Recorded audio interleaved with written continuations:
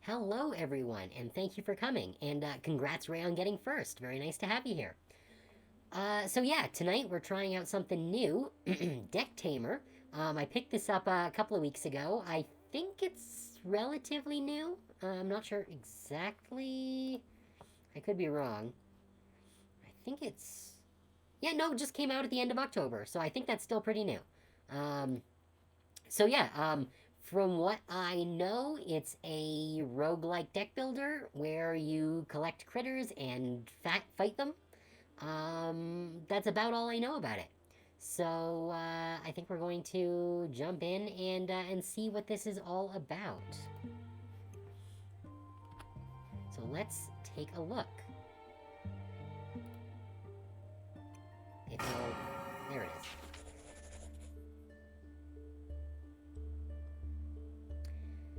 Okay, so today I decided to train at the outskirts of the Abyss. I need to learn how to fight if I want to survive my upcoming expedition. Well, I guess I just have to oh, okay, so I guess this will probably start a fight. What's this? Okay, that's our pause menu. Beastery. Oh, okay, so this is... Okay, there's actually quite a few monsters in this game. That's well over 100. And then, I guess this is, story progression? Your cat just attacked you. Well, I guess your cat's playing too. Is there... Oh, okay, so we don't actually have any deck yet. Alright.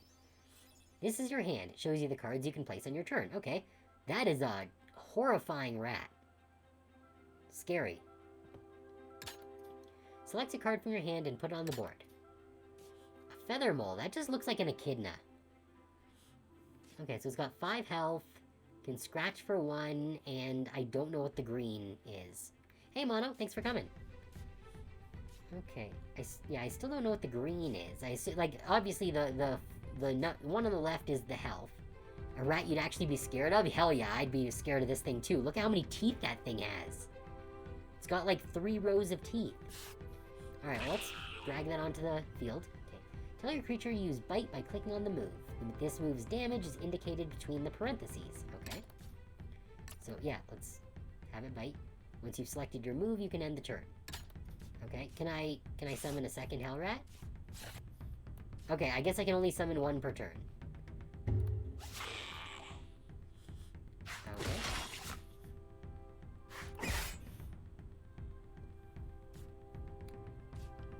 Alright, can I...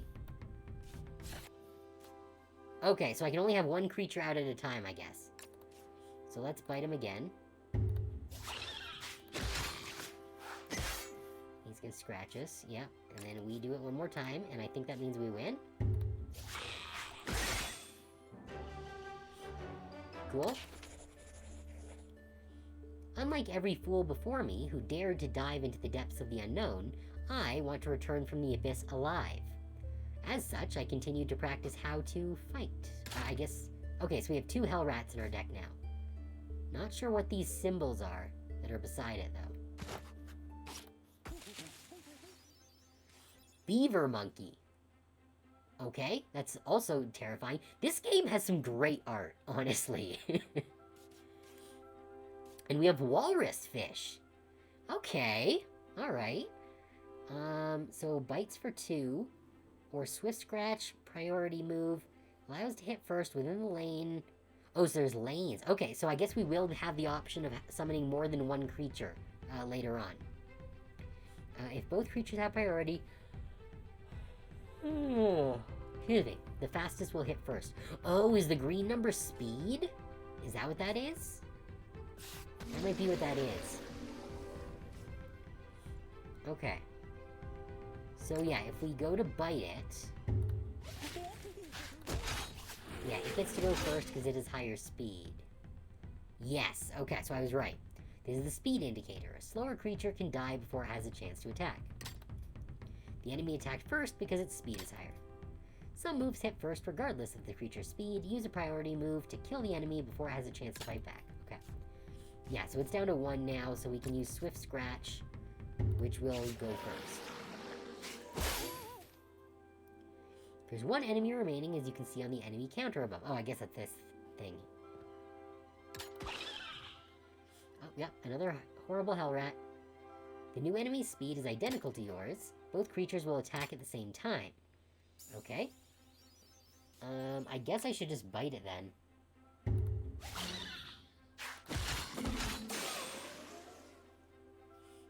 Okay, so there's no, so it doesn't randomize tiebreakers. They both get the opportunity to attack. That's good to know. Alright, now I can bring out my other walrus fish, and we can mutually bite each other.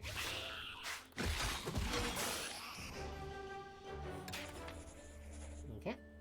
I think I've got the basics down, but I still need to familiarize myself a little bit with these creatures. I'm sure I'll be able to observe more unknown specimens the deeper I go. But for now, I'll stay at the surface for a bit longer. Here comes another one. I need to fight. Alright, so we've got a Pachi as the enemy. Weak bite does 1, or bite does 2. Why does it have... I'm not sure why it has a weak bite as well as a bite. That seems... pointless? It might just be for purposes of this tutorial. But we have brown martyrs. Which I think are probably supposed to be a monstrous form of a brown marten. Alright, so it's got the same Swiss scratch and bite as the walrus fish did. It is faster than us, but it's only doing 1 damage right now, so we're just gonna do a regular bite so that we can get some more damage on this. The enemy will use a different move this time. The move an enemy will use is always highlighted in green. That's good to know. I assume there's probably going to be enemies later on that can hide what attack they're using. It can only do 2 damage, so I might as well just bite.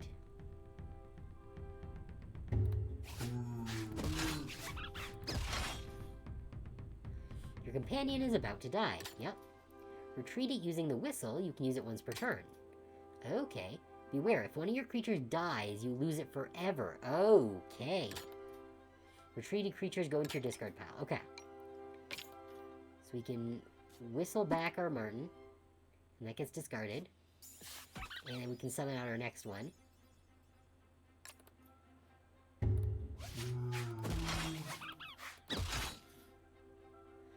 This is your draw pile. You draw 1 random creature from it per turn. Okay. When it's empty, your discard pile is shuffled to create a new draw pile. Okay, so you don't have to worry about running out of creatures as long as you are making sure they don't die. Alright, that's fine. We can just bite the Pacha, and that's fine. I keep trying to click on the monster like it matters.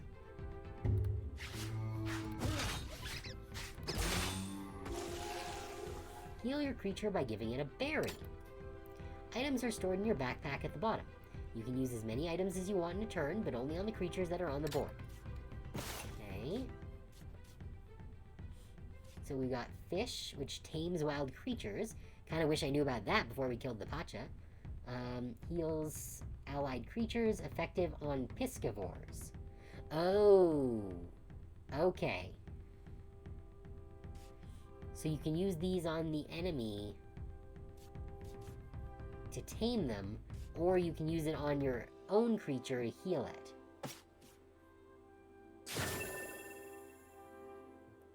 And it can only scratch for 1. Okay. So the question then is, okay, so we did use up the berry. Now the question is, does it come back at the end of the battle? Or do we have to find items somehow?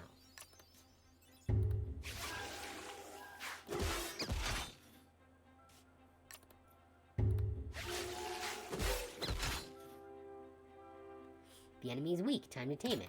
Okay. You need to tame enemy creatures in order to add new cards to your deck. To tame a creature, just give it its favorite food. Okay? The lower a creature's hearts, the better your chances of taming it. If it has 1 left, its favorite food will always guarantee to tame it. That's good to know. Tamed creatures will join your party at the end of the battle. Okay? So... oh, we got more... maybe we get a new item every turn? Alright, if it's at 1 health, then we don't need to use our prime fish. We can just use fish. Oh, goody. Oh, we can name them too? You know what? We're gonna let it be named Whiskerina. And then we got a sword bird. Oh! Don't like that. It hits for 4.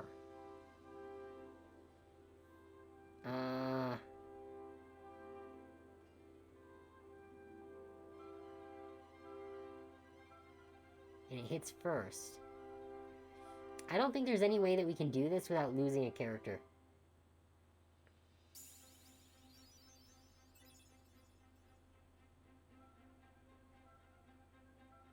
Yeah. Because, like, it has 2 health, but... if that thing's gonna hit us for 4, then there's no way that we can survive. We're gonna be losing a brown martyr no matter what.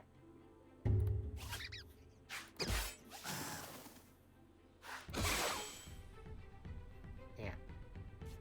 Now, it likes... it's a sword bird, so it's like a bird? Oh, it likes fish. Oh, maybe I should have used this before attacking.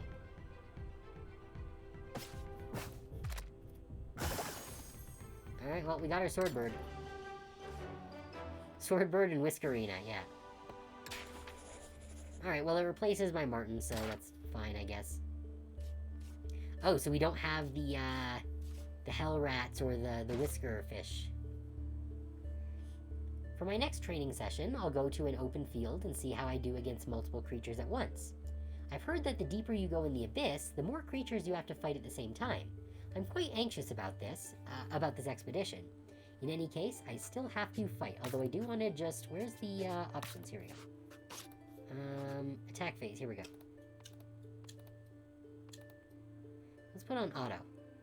We'll see how quick that is, and we might need to speed it up, because when those attack names come up, I'm having to click manually in order to make the attack name proceed to the actual attack, which is bothersome, so I think that should make it go through them automatically. For this training, you will not keep the cards you tame. Fine. Okay, our discard pile has nothing in it. And our draw pile has nothing in it. So, okay, so we've just got our 5 silk beetles, which have a weak sting or a swift scratch. This thing has 5. This thing has also 5, but an attack of 2.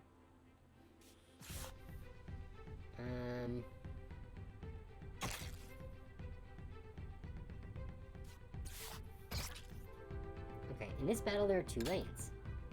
Each lane is independent, and the turn goes through each lane from left to right. Each creature only attacks the opposing one.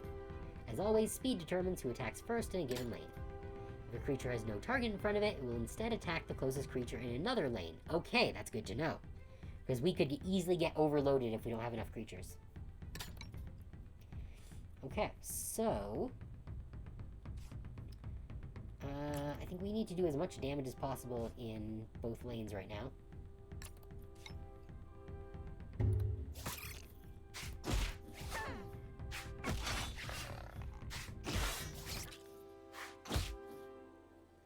You can move your creatures into different lanes by dragging and dropping them. You can do this as much as you want in a turn. Okay.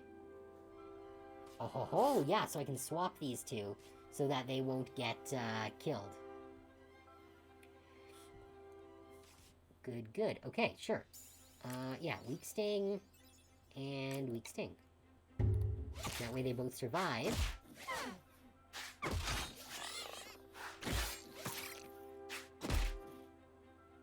And they're both at 1, so I can probably... Oh, I cannot use medicinal herb for taming. Okay, that's fine. I can use the medicinal herb to heal up my silk beetle, so that it won't get killed by the oviparous. Although, I can just use the swift scratch. That's fine.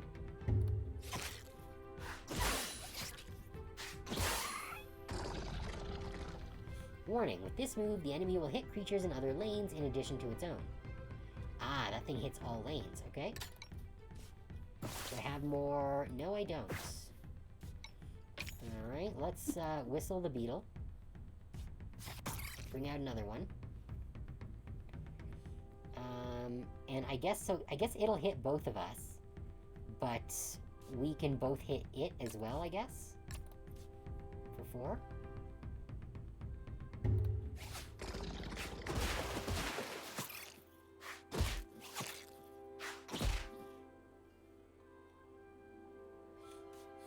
Alright, then if we use our swift scratches, then that should end this.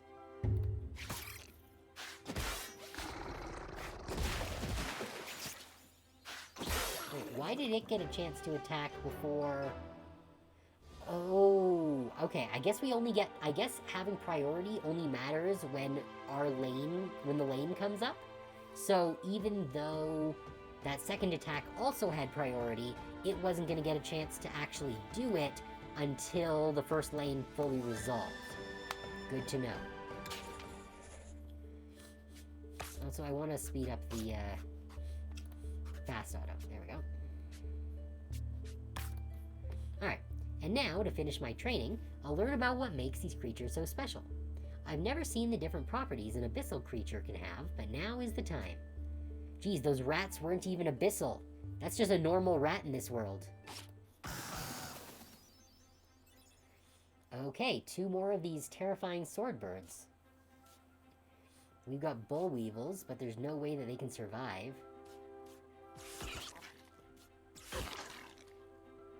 The enemies will kill you in one hit, and you don't have a priority move to hit them first this time.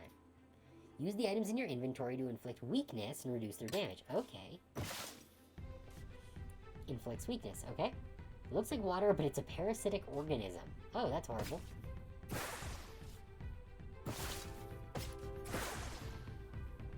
You can see which effects a creature has by looking at the icons under its card. By hovering over the card, you can read each effect's description. Note, effects are removed from a creature when it is retreated. Okay. Alright. So, my guys should technically both survive this.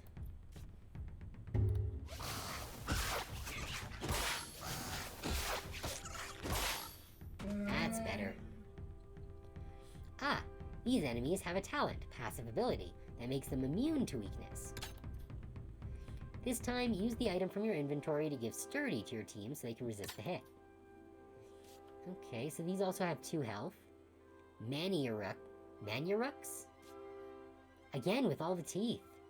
These guys sure do like biting. Okay, so they're fast, and they're immune to weakness. But I can give shield to my guys. Which takes 1 less damage when hit, so we should survive.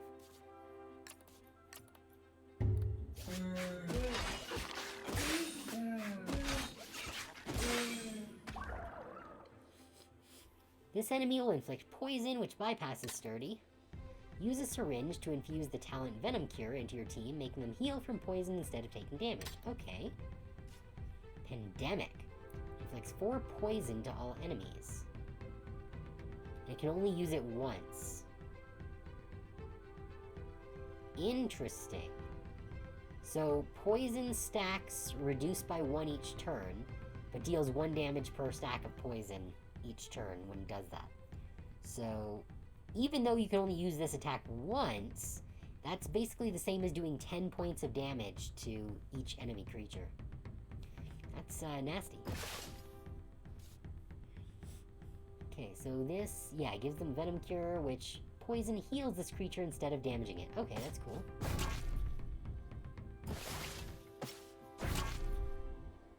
Alright, my bull weevils are protected from venom now.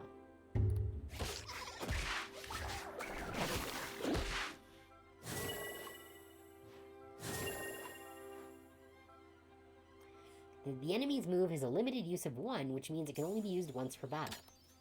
The number of uses is indicated next to the move. Alright, well, time to die.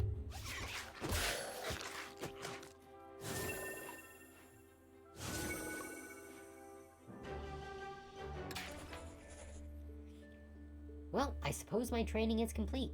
As I stand at the edge of the enormous crater, there's only one thing I keep asking myself. Will I die? Maybe.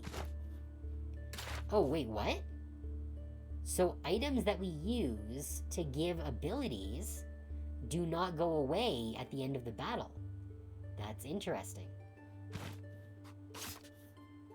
Good job, the training's now complete. You'll be given a new deck of cards and begin your descent. Okay. It's now time for you to choose which path you'll take. Take a look at the enemies you'll fight. Oh, these are the enemies we'll fight, okay. Okay, so there's that shark thing that can only attack every other turn, but bites for 4. That's rough. Very fast, too. And then the keratin thing is keratin. When placed, gains... I don't know what that is. Yeah, is that maybe extra health? I'm not sure. And then the third one gets some sort of defensive bonus and has a venomous bite. Okay. If you win the fight, you'll earn these items. Okay. In addition to the items, this event will happen. Choose between food that tames and adds the creature to your hand directly, or food that gives a random mutation to the tamed creature. Interesting. Now let's check the other option by using the arrow at the bottom. Oh, so we have different options of what we can fight. So one has... excuse me. 5 health, bites, and blocks. And on retreat, it gains 4 health back. That's interesting. So do they not get health back when they retreat? Huh, okay. The next one has 2 health, has Pollinator, which on death adds honey to your inventory. Don't know what that does. But it stings for 3, and can gain a pile of bonuses and fall asleep, whatever that means. And then the third one has Test Subject, doesn't lose its ability that gets extracted by a syringe, and Fume Sniffer, which has 1, I assume that's extra power for each creature that has poison, including itself. Okay. As you can see, this encounter has different enemies. And different rewards. Fully heals a creature and removes its curses, okay? Choose the one you prefer and start the fight, okay? Okay, so this is our deck, I assume, then. We've got 4 Hell Rats and a Lantern Dog. The opposing enemy has Vulnerable. Okay, so this makes the opposing enemy take more damage. So we can use Hydro Slap to deal, I guess, 2 damage to the opposing one and 1 damage to other lanes. And this one just does 2 damage straight up. And then these guys, oh, they've got Rush. When placed, gains 3 speed for a turn. Interesting. Alright. Okay, so this would give us meat, a couple berries, and a mud ball. These enemies are kind of terrifying. Do we actually have any items? We have empty syringes. Extracts a talent or a move from a tamed creature. The ability can then be given to another creature. Neat. Oh, and so if we get that one that doesn't lose its abilities, we could just take its ability multiple times and give it to other creatures as well.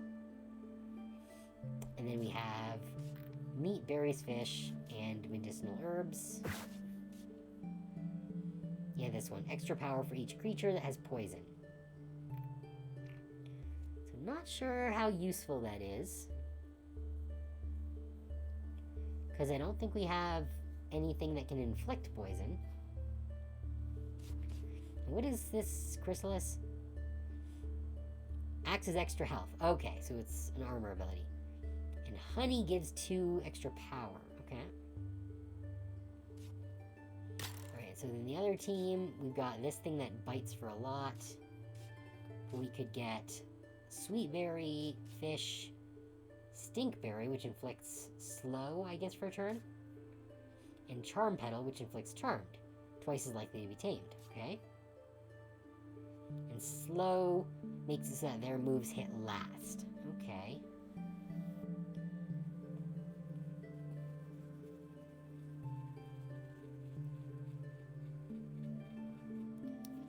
Getting some kind of weird bonus food does seem good.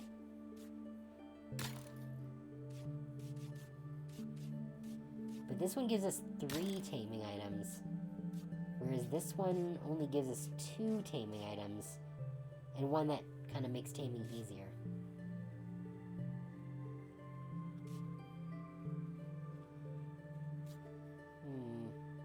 But I do kind of want this thing. Especially if I can use one of my syringes to get rid of lightheaded. That can be good. You know what? Let's do this. The Deadly Bite does worry me.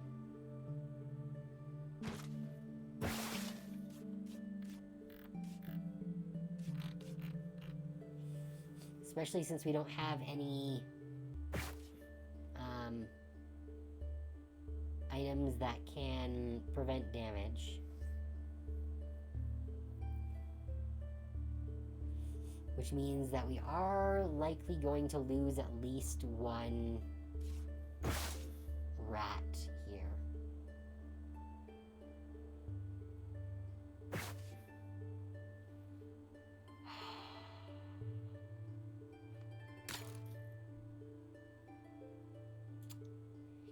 It might just be better to do this one. What does Sleep do? Prevents a creature from using a move for 1 turn and makes it immune to torpidity. Okay, so it turns it off for a turn. Alright, so it's not bad. Its ability isn't great, though, if we don't want it to die.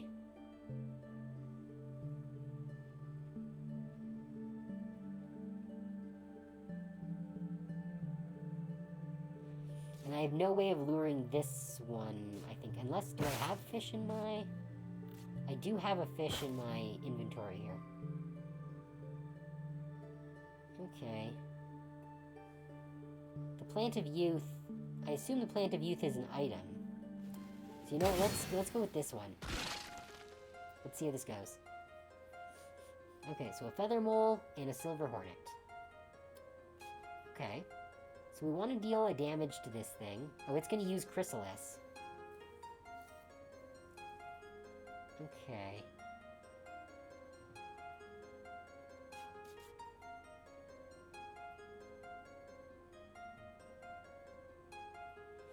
And it is going to use it first.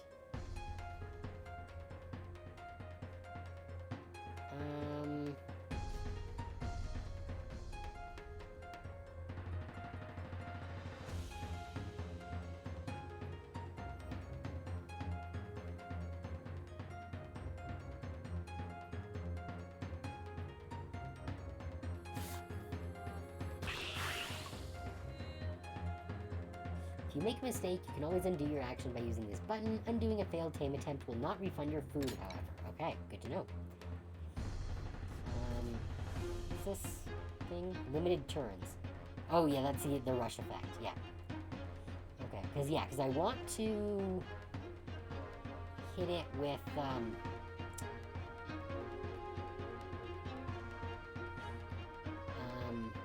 with the damage. See, I don't know why its health is purple. I don't know what that means. Like, does that mean that it was modified in some way?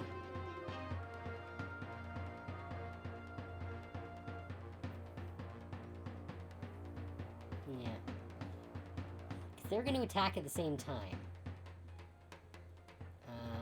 Unless I use Swift Scratch, which I would like to, which should bring it down to 1. I don't know if the armor, I don't know if the armor reduces the chance of taming in the same way that health does. So, you know, I think I'm just going to bring out a second Hell Rat here. So it's gonna bite, and this one's going to Swift Scratch. Yeah,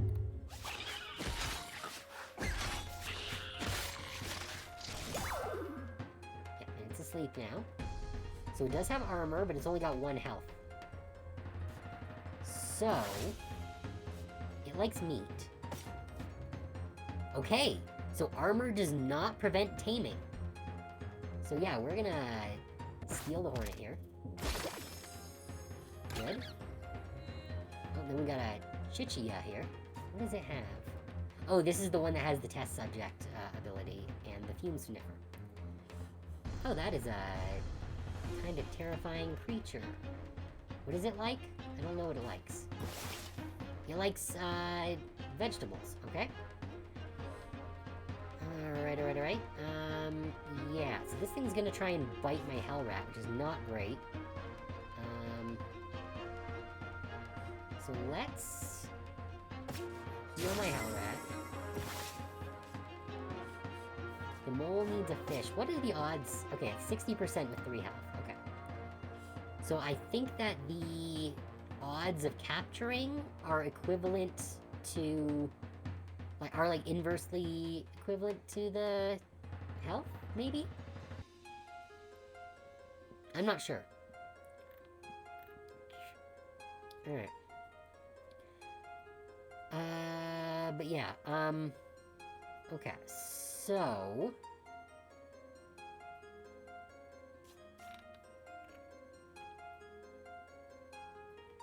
yeah, let's just go with a couple of bites.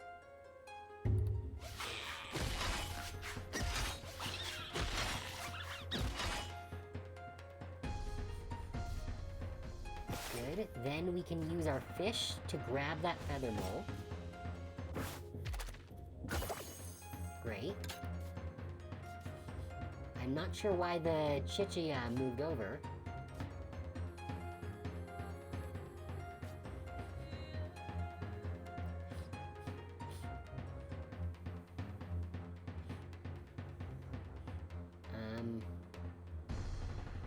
Let's use Plate Slam. Which is gonna give it armor, and also deal 3 damage.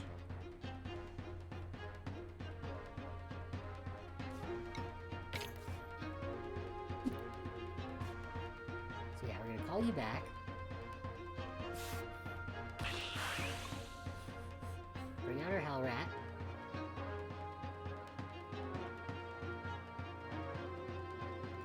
It's going to have the opportunity to use its Plate Slam before this Hell Rat can go off. So... I think what we want to do is Swift Scratch and then Bite. Take 3, take 1, good, that brings you down to 1.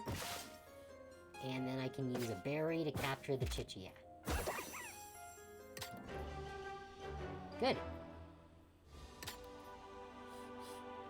And we got some more, items. Which... okay, yeah, so items that we use up do not get regenerated or returned. Today I found a strange plant filled with glowing water. I think it has healing properties, but there's only enough liquid for 1 creature to drink. Wait, does damage carry over? Damage does carry over. Okay.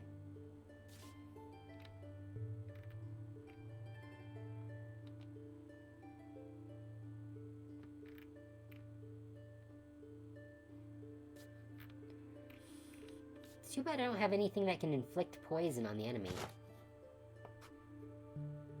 I was really hoping we were going to get this as an item, rather than as a event. Because right now we only have 1 creature that can be healed, and it's only down by 1.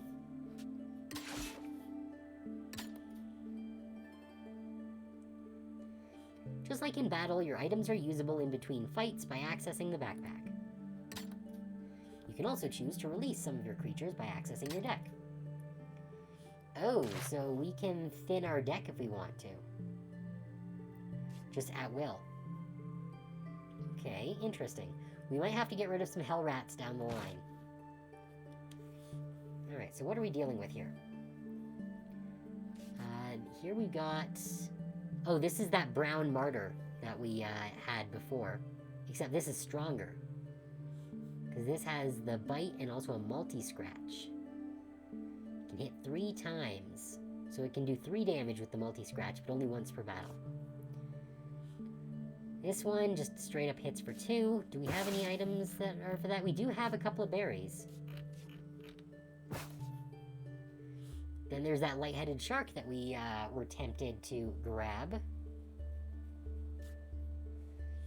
And then an imitator. When placed, gains the moves of the ally to its left. Resets on retreat. Okay. And it can do a venomous bite to inflict poison on the target. Which is good for... with my Chichewa.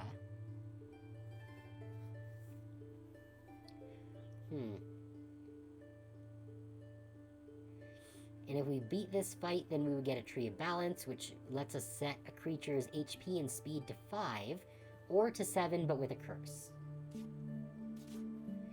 Now, extracts a talent or a move from a tamed creature. See, now, I don't know if this can be used to get rid of a curse. No? Oh, okay, good. It actually tells us here. Negative mutation that cannot be extracted with a syringe. So it actually doesn't matter if we have syringes, because we can't actually get rid of that lightheaded. Okay, this one's not bad. All right, what's the other fight that we have to choose from here? Oh, a big poison thing. Inflicts 2 poison to all poisoned enemies. That would be good with our Chichewa. Then there's this, which is slow but hits hard. Do I have any fish left? No, I'm out of fish. So I would have no way of even capturing this one. There's another feather mole that I don't care for. Underdog has 1 attack for every extra danger level the opposing enemy has compared to this creature. And then it has Bite and Adrenaline Rush, which can only be used at 1 health. Okay. That's actually really interesting. And I kind of want this one, as well as this one. I think we do have enough meat. No, we've only got 1 meat. So this might be a bad choice. It would give us 2 more items, though.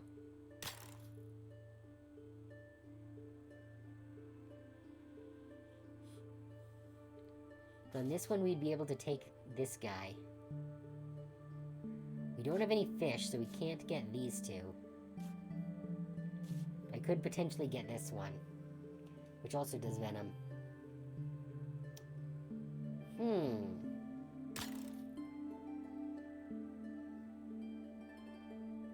Yeah, I really want this one, but we have no fish to capture it with. So it might just be better to do this one, just from a functional standpoint. Although I don't think I have anything that can withstand the power of that 4 attack. I do have the feather mole, I guess.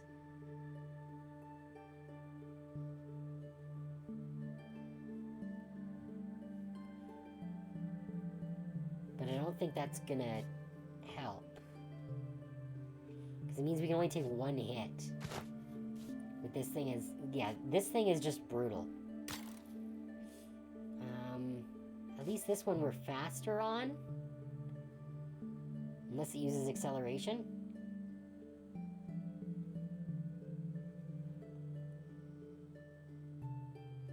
I'm not sure if I can hit it hard enough, though. If I get my Silver Hornet, maybe.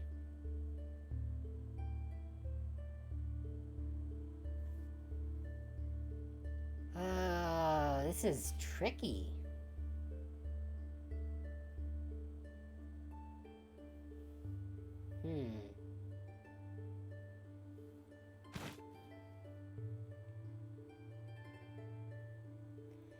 You know what? I do want more items. Although I would like... Or like... Because I could, in theory, use this Tree of Balance to give my Silver Hornet some extra health. Which is very tempting. It would slow it down a little bit, but... I think that's acceptable.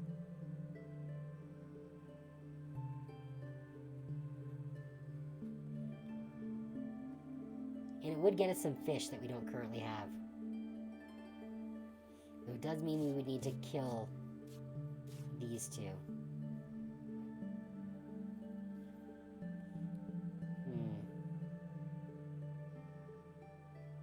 You know, I think I'm fine losing a rat to this thing.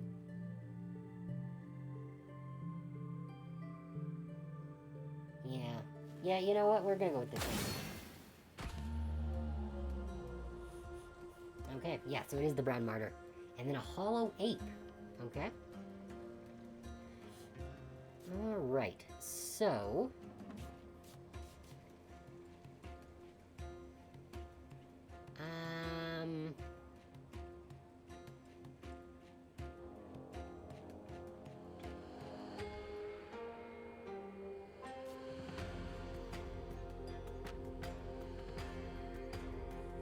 Yes, the opposing enemy will take more damage with the lantern dog there. The lantern dog also just doesn't hit very hard to begin with.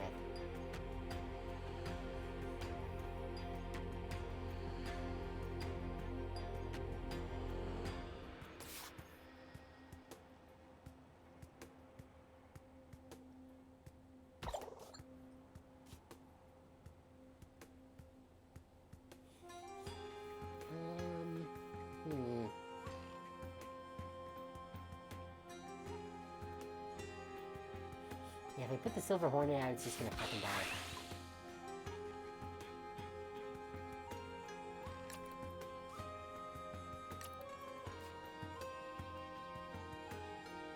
Yeah.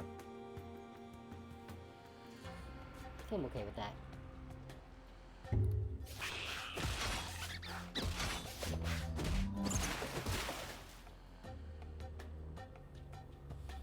Alright, and the Brown Martin is down to 1 now. Honestly, I don't really want the Brown Martin, to be perfectly honest. I do want to heal my lantern dog, though. Because I can use my Swift Scratch to finish off the Brown Martin, that's fine.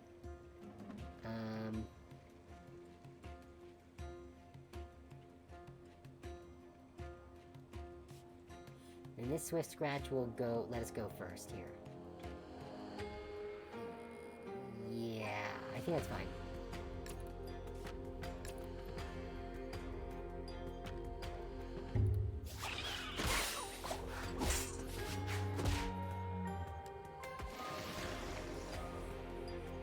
Yep, and then we're gonna get that, which is a problem. I can use my Feather Mole in theory. Oh, it can't attack this turn. Isn't that interesting?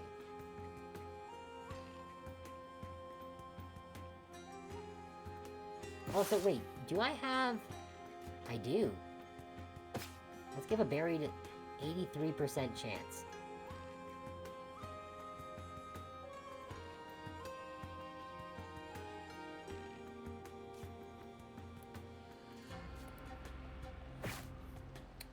Let's switch these two.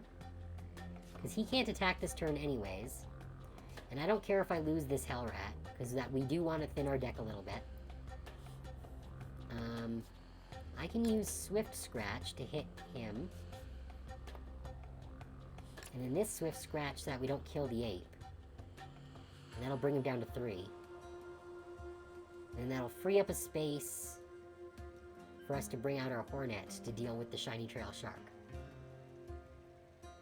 Yeah, I think that's the play.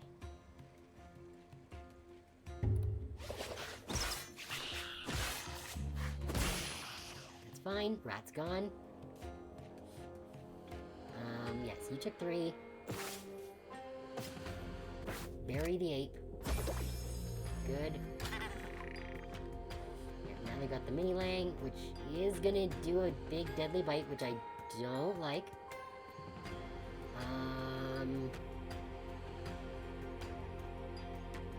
Shit. Okay.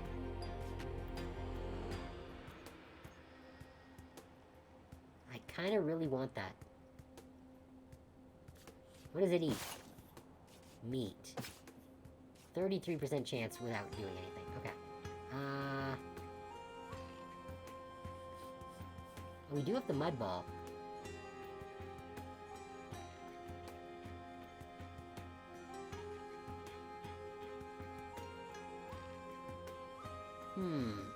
Because I don't really want the shark anyways, and we can't get it anyways, because it would need, fish, which we don't have. What we can do, though, because our feather mole does not... Our feather mole has enough health that it doesn't matter. Oh, right, the imitator got the deadly bite from the shark. That's what happened. Very interesting. So it doesn't have the deadly bite normally. But it does get the venomous bite, which is pretty good. Okay, so let's put out the feather mole.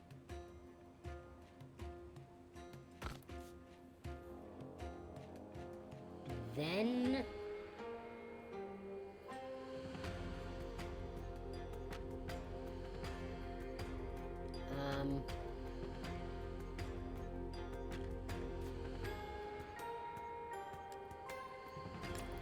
Feather mole can use bite.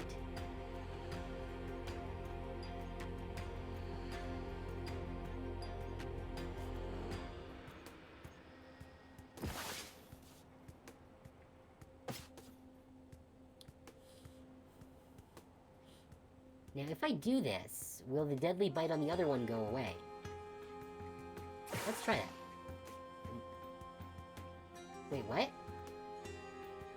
Oh, that lowers speed. Ah.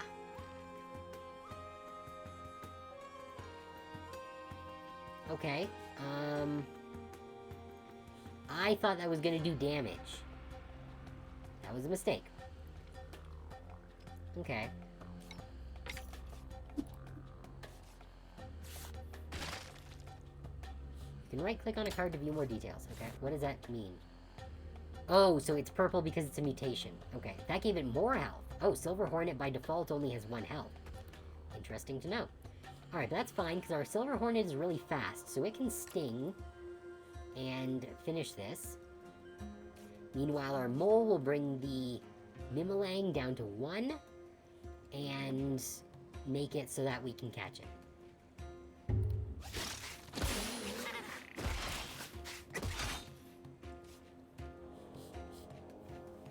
Good. And let's meet it. Very good.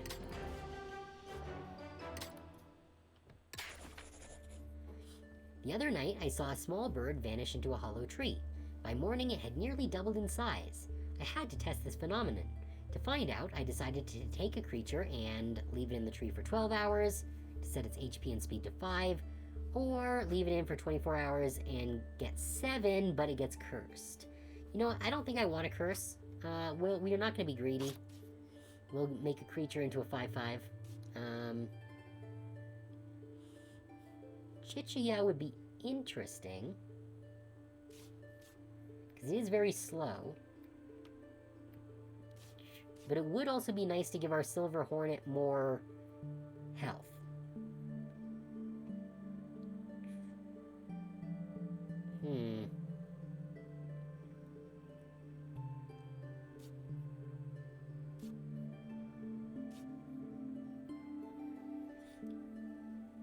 Ha ha ha.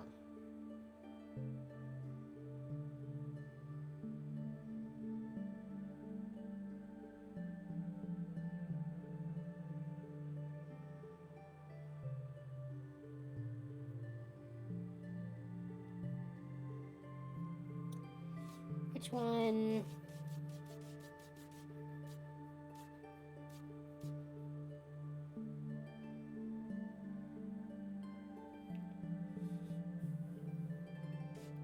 Actually, did we... We did get the thing that gives poison. Yes, this thing gives poison. And it's a 3/6. Technically, we could make that a 5/5 as well if we wanted to.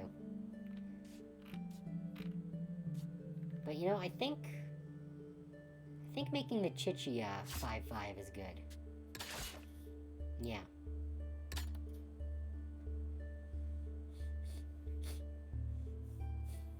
Okay, so we can get a special item that tames without fail. So we can get a free Master Ball if we win this one. We do have to fight a 4/4 that hits for 4. A 5/7 deals extra damage to creatures with debuffs on them. Hits for 3, or can inflict debuffs. Which is nasty, because then... so what I assume this one will do is use Malice off the bat to make it slower and weaker, and then hit for 6 with Body Slam, which is nasty. It does like meat, though. This one just Body Slams for 3, it's a 5/3. And this one can be retreated without using the whistle. Or without using up the whistle. Okay. So I don't know if enemies can retreat. That's something I'm not sure of. But it can bite, and it can also get extra speed and strength in exchange for taking more damage. Okay. And over here, we've got one of those 5/3s, but this one has Body Slam and Morale Boost, which makes its ally stronger. And there's a 4/4 with Knockdown, removes all positive effects from the target. Okay, that seems not great. Now, I think by effects, it only means, like, added effects, not inherent effects. So I think that's fine. The Warden is interesting. A 7/2 that gives its allies more durability. And can heal itself. Which is pretty interesting. And then a 4/0 that makes its adjacent creature stronger. Can weaken enemies or deal a lot of damage, but again, very slow. But it would give us 2 items as well. But having a free Master Ball, that means that we wouldn't even have to fight an enemy in the next round. But this has much cooler monsters. What do we have in terms of taming items? Oh, well, we're going into an ad break, so we're going to pause the stream here real quick. And we will be back right after the break. Stick around.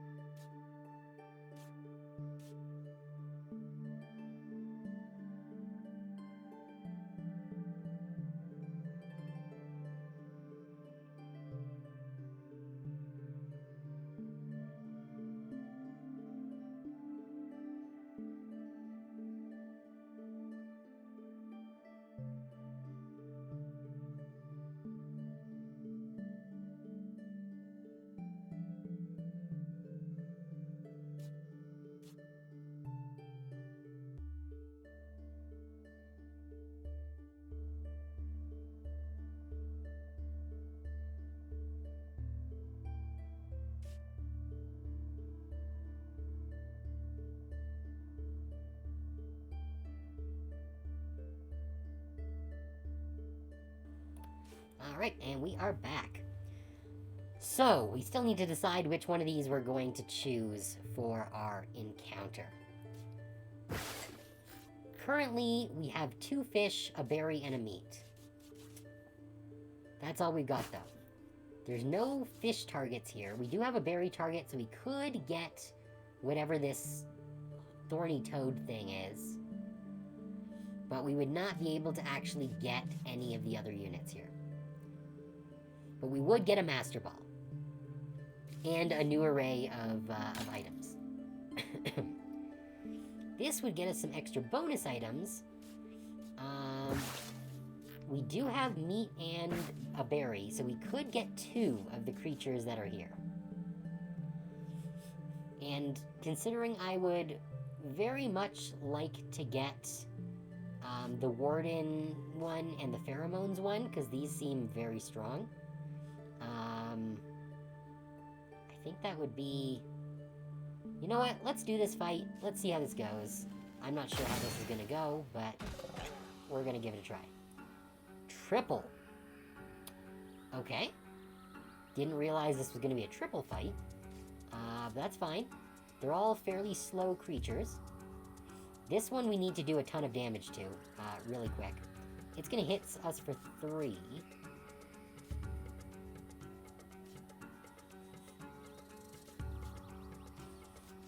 Unfortunately, I don't have any way of doing poison right now, so...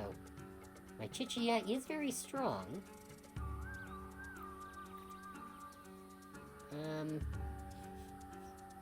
Actually, I kind of maybe want to use the Chichia here. Because I could use the Chichia to just take out the Woolly Tamara with a couple of plate slams. I could do that on the Manuruk as well.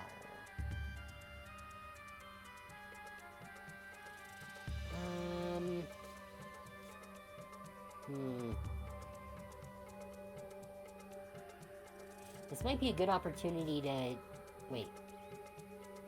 Why does... Oh, because this guy is giving this guy resistance. Okay, so if that's the case, then I will use my Chichia in the middle here. And it's going to use its plate slam. So then we can get rid of the Woolly Tamara here. The Marinok I don't really care about. Or the Woolly Tamara, they can just both die.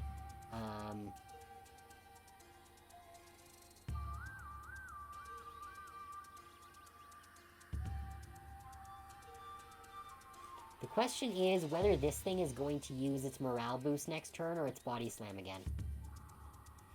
I'm gonna put a rat here. So it can just bite into it, and we'll see what happens.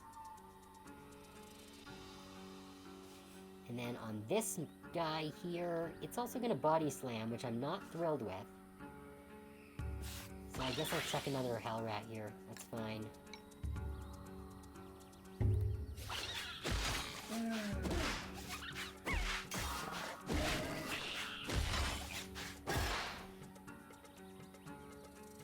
No, they're gonna body slam again. Okay, so this will get 2 hell rats out of our deck, which I'm okay with. Well, do I want to lose 2 hell rats right now? I don't mind losing 1 hell rat.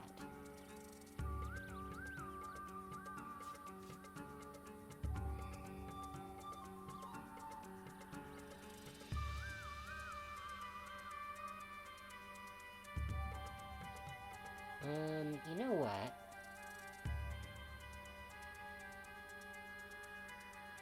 This is fine. Let's see, which one?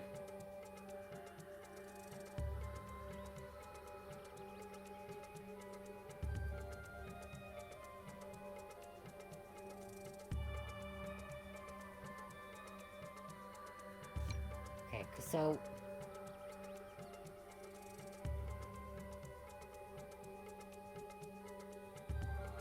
No, yes. Yes, okay, so the one I need to retreat is this one. And then I can bring out my lantern dog here. use its Hydro Slap, which will deal the 3rd point of damage we need to kill this thing. Our Hell Rat will do 2.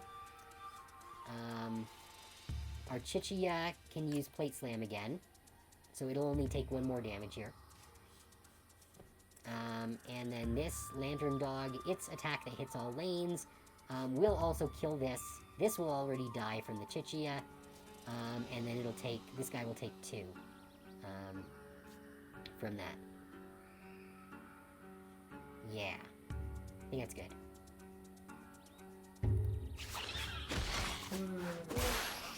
That's fine.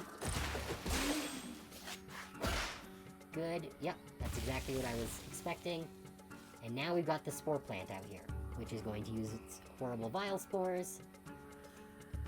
Which is nice. Actually, what's the odds of catching that Asperos right now? 71. I'm not super thrilled with that. Yeah.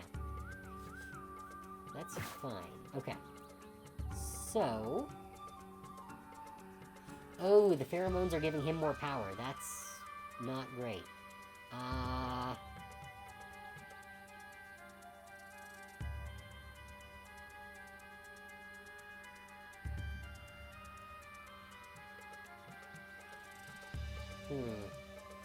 And since it's using its Body Slam, that means it's not gonna heal.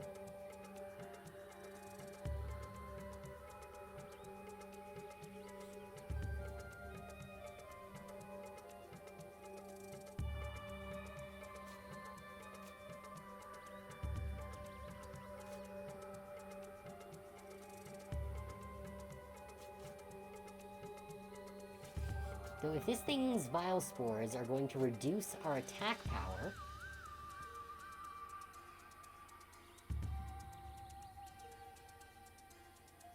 It's not bad, actually.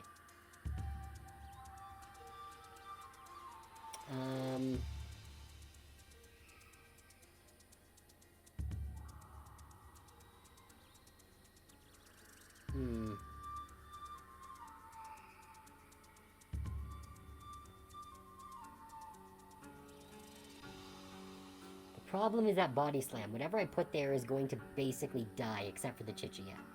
The Chichia is the only thing that can survive. So I think we're going to leave the Chichia there. It's going to Plate Slam, which is going to be reduced by 1 because of the spores. Then this thing I need to be able to deal 3 damage to, which I can do with my Silver Hornet. Yeah. That'll sting, that'll Plate Slam.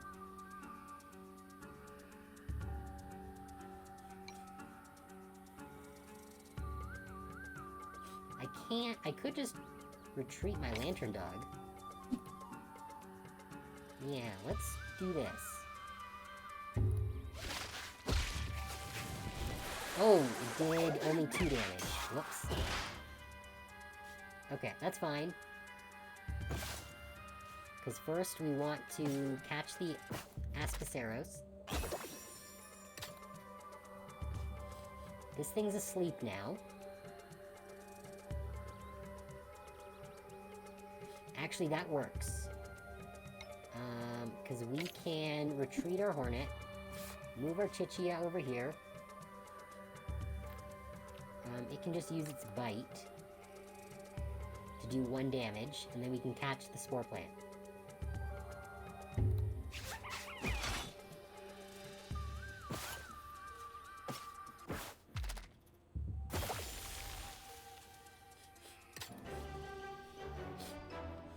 Awesome. I got us some more, stuff. Something caught my eye today. I was able to obtain an item that will be useful for my journey. Before continuing, I stored the item in my backpack. I get 2 items. Alright. So this will give 2 extra attack. Fully heals. Oh, we gotta go with the Reno Bean. I'm not sure what the different rarity levels are. I think that this is, like, high rarity. Purple, I think like purple is 2 and blue is 3, maybe? I don't know. But fully healing seems good. Looks like there's another one here. Let's take Inflict sleep is good. Having another Reno Bean seems helpful. But being able to turn off an enemy for a turn also seems very strong.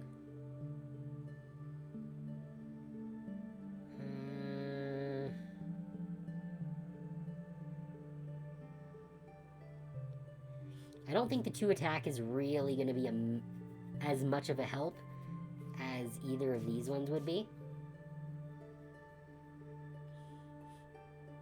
I'm just going to go for the full heal. We don't, because healing seems to be in super short supply in this game. So having the ability to get additional heals seems good. The rat's down by 1, the dog's down by 1, this thing's down by 1. Those are fine. I guess they heal for 2 after 2 or 3 after the battle, maybe?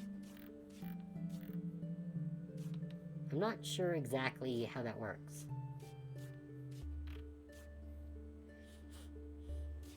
But it's fine, I guess. So we've got a whole pile of fish here. We've got 4 fish and a berry.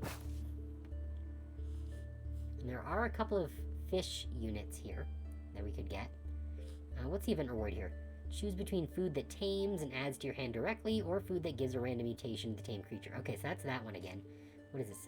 That's, right, taming food. Super effective taming food on grass types.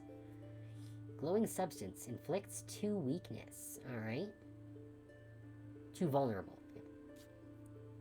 And tusk powder gives 3 armor. Interesting. And we have to deal with this thing that hits for 4, or can hit all lanes for 2. That's rough. This one slows all enemies. And hits for 3, and also slows creatures adjacent to the target. That's also pretty rough, but would be good to have. This one does not hit the opposing enemy, but targets enemies in other lanes instead. Interesting. But potentially difficult to use.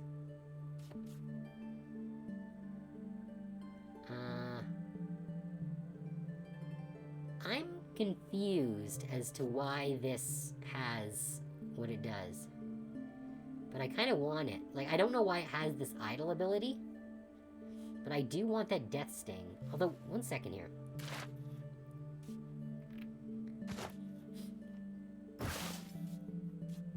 Yeah, so these can extract a talent or a move from a tamed creature.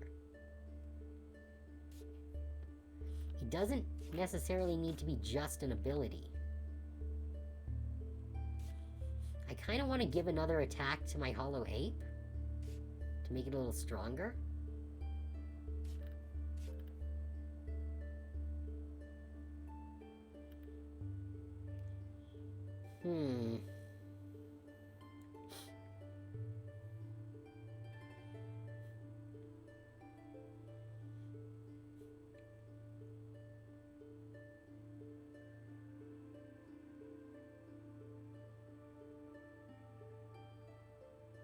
Yeah.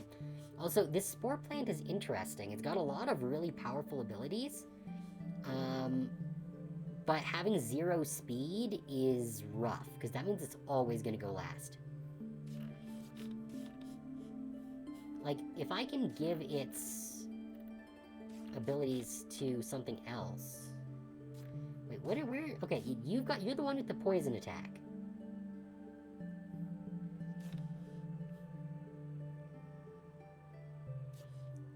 Like... Oh, I wonder...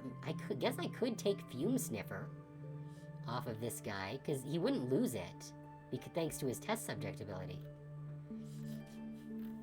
I could take Fume Sniffer off of them, and give it to my Mimilang. Mimilang doesn't have a lot of health, but,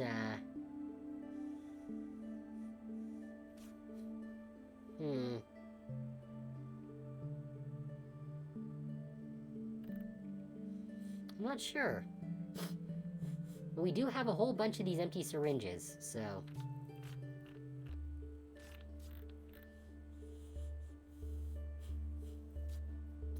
Yeah, I don't know what to do about this spore plant here. Because it's good, but that speed of 0 is rough.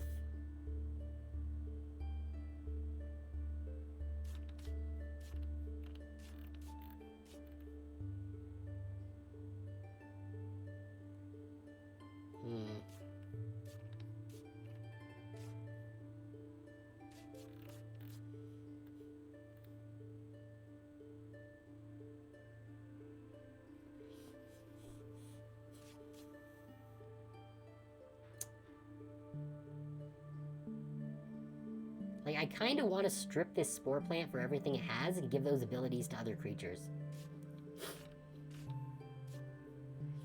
Specifically the Hollow Ape.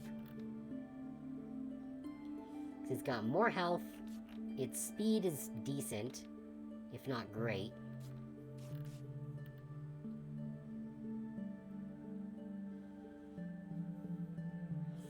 Vile Spores is not super useful. Like, it is it has situational uses.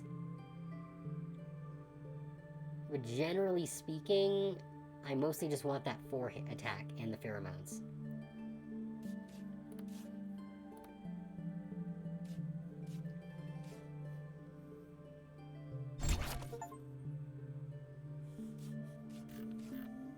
Okay, cool. So that took that off of there. Can we do it again? Yes. Okay, so we got the neurotoxin and we got the pheromones. Now this thing can just hang around and do its vile spore thing. And honestly, then I don't care if it dies.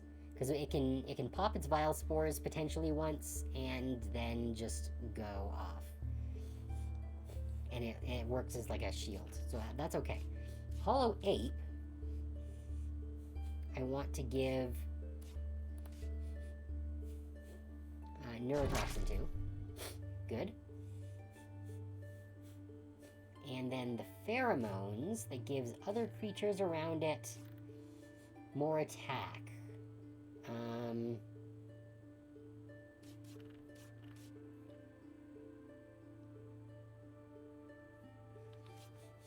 I wonder if I give it to my Chichia.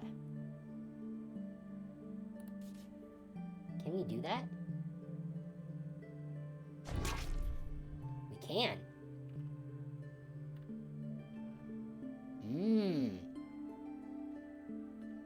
Well now, this opens possibilities. Because now, if we do this...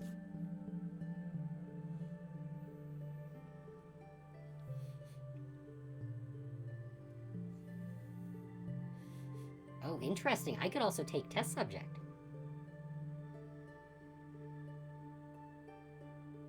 Huh.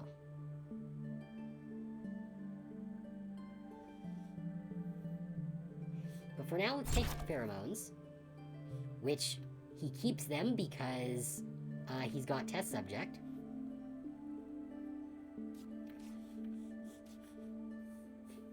Then I can give the pheromones also to... You know, I think I'm going to give him my Aspaceros. And I'm going to do it again.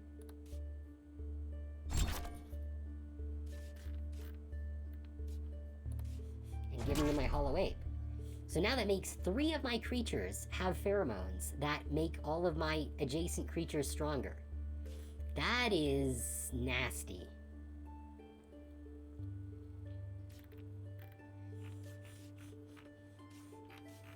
Okay. Alright, I think we're in a good position right now. Okay, what is this second encounter? Choose 2 creatures to fuse into 1. Now that's interesting. I don't know how that works. But... if we could merge our Feather Mole with... like, the Mimilang, maybe? Or the Lantern Dog with something that deals more damage? something? I'm not sure how that works, but it would give us more fish that we don't really need. But there are a couple of targets. Ooh, this one inflicts venom. It inflicts 3 poison on the target, or inflicts 2 poison to all poisoned enemies. Interesting. What is this? 6/6 razor petal. Add fruit of might to your inventory. Interesting.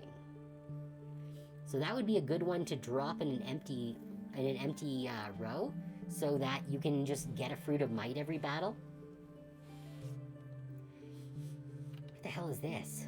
Inflicts 2 slow to itself, but deals 4 damage. This removes its negative effects. Hits an extra time for each effect removed. Oh, so you can use overheat to put 2 slowness on it. This removes the slowness, and I'm not sure if that means that I would do 4 or 6, but it's nasty. And then this hits first and adds poison. Oh, this is really good. And I think we got meat. No, we don't have any meat. So we wouldn't be able to capture this one. That's a bummer. So we have 1 berry and 4 fish. So we could get this one. This makes all its moves have priority for the first turn. That's nasty. Tailwind gives its allies priority and hits for 4. Okay. So that would be an interesting one to steal if we could. This one is mediocre. I don't think we want that one. So this one we could go for, and this. We could go for those 3. And we would get the fusion, plus we would get some more fish and a meat. Yeah, I think let's try this one. Heat Tiger, Spine Hog. Okay. Yeah, this might be a bad run for us.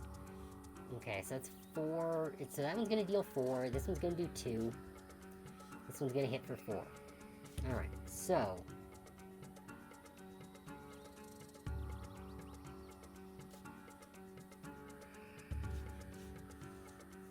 I can smack something for 4 with my Hollow 8.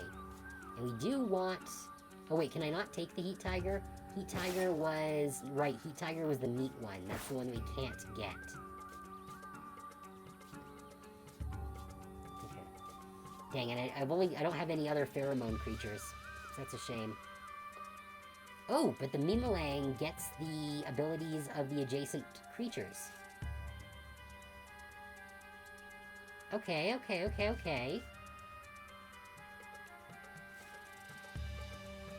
It gets the moves of it, yeah, the moves of adjacent creatures. So, if I put my Hollow Ape in the middle...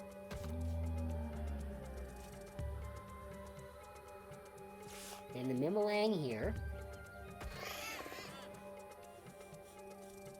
It gets stronger, and it gets Neurotoxin. So it's going to use this Neurotoxin, and you're also going to use Neurotoxin. Then on the left, I need a unit that can take 4 damage, which means just the Feather Mole, which is a shame. Oh, but no, that's good, because then it can bite for 3, and I can then capture the Dracono. Yeah, that's fine. Yeah. That's good.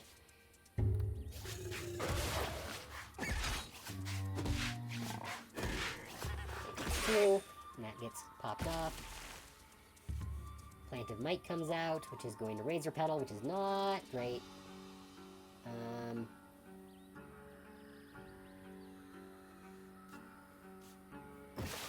What we're gonna do first is catch the Dracono.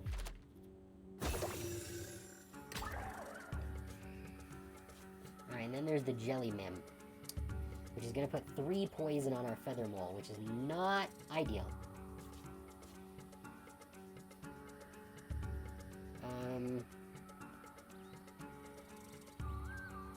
Huh.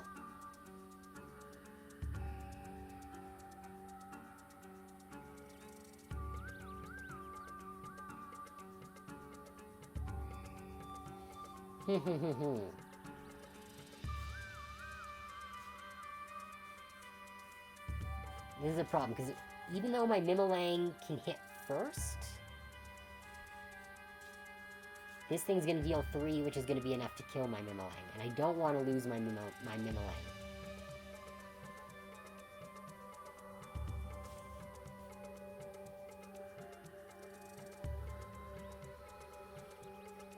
So... now, Imitator is when placed, so it'll retain its neurotoxin. Yeah, it retains its neurotoxin there. So that's fine.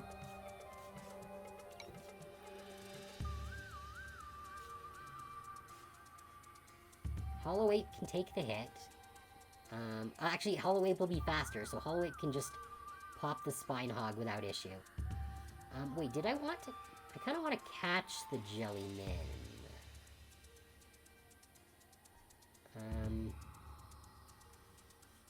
Well... do I really want that? Maybe not. Maybe it'd be better to just kill it right now. I am going to retreat my Feather Mole, though.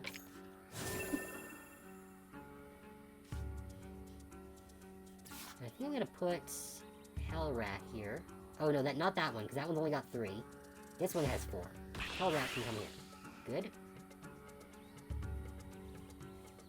Good. Yes. Okay, so you're going to use your Neurotoxin, which will take out the jelly. You can use your Neurotoxin again, which will kill this thing. And our Hellrat can use its Bite, which is fine.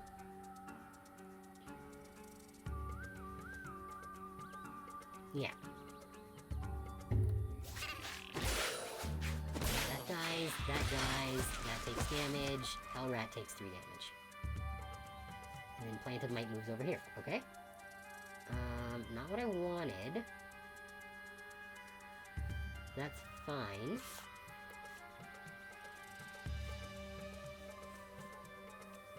I don't really want the Hollow Ape to take any damage here.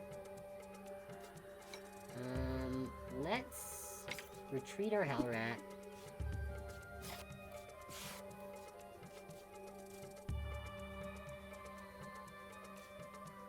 Oh, crap.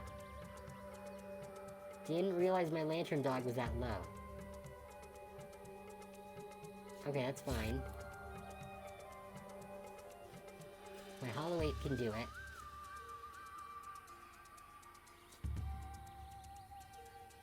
I'm not going to use an attack on the Mimilang because I don't want the Plant of Might to die. But it can use its regular punch. And it can take the hit. You haven't selected moves? Yes. That was intentional. Because I don't want the Plant of Might to die. Because now I can... I kind of... well, we can do that between fights. We don't need to use that now. We can use our berry to catch the Plant of Might. Good. And we got a bunch of stuff here. I found a hut in the trees. It looks inhabited, too. This is frightening. The human inside is waving at me to come over. I accepted. Judging by the interior of the home, the fellow must be some kind of surgeon. It seems they want to service my creatures, too. What to do? Sure, let's fuse 2 creatures. What do we want to fuse?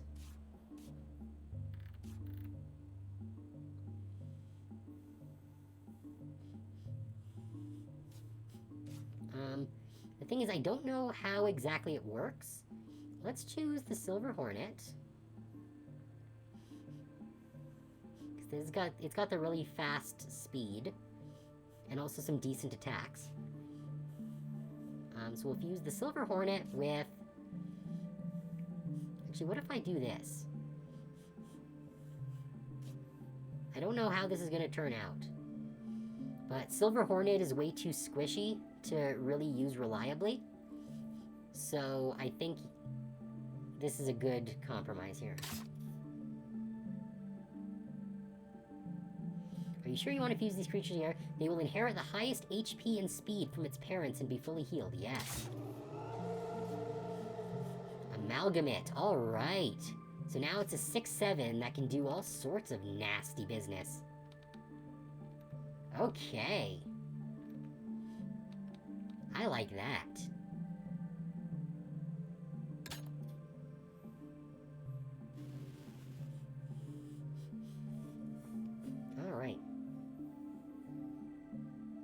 What?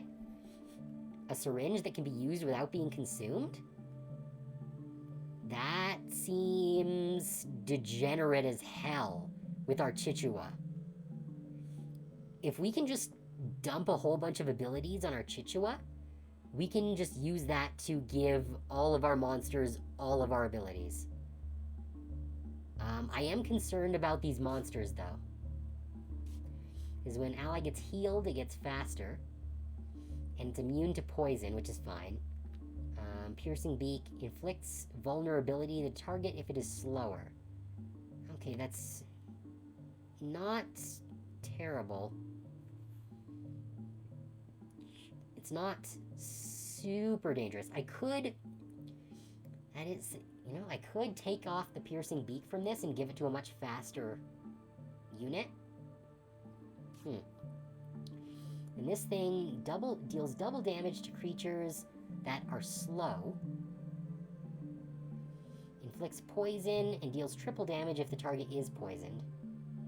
That's not great. Its ability is not a good matchup for its skills. And it doesn't look like any of these enemies can inflict slow. So I'm not super worried about this one. This one, however, can hit for 4 or 2, and it's fast. This gets extra health when it's at 2 or less health. Or extra attack when it's at 2 or less health. And it can hit for 7. Yikes. Okay. Don't like that. And then this one, enemies that are asleep get weaker. And it can just attack for 5 straight up, which I don't like. And it can make the target fall asleep. If it's already asleep, it takes 10 damage. Yeah, that's... The Infinite Syringe would be amazing, but this is a dangerous loadout. What do I actually have right now? Okay. So our Hellrat is still down 1. Our Ape is down 3, which I don't like.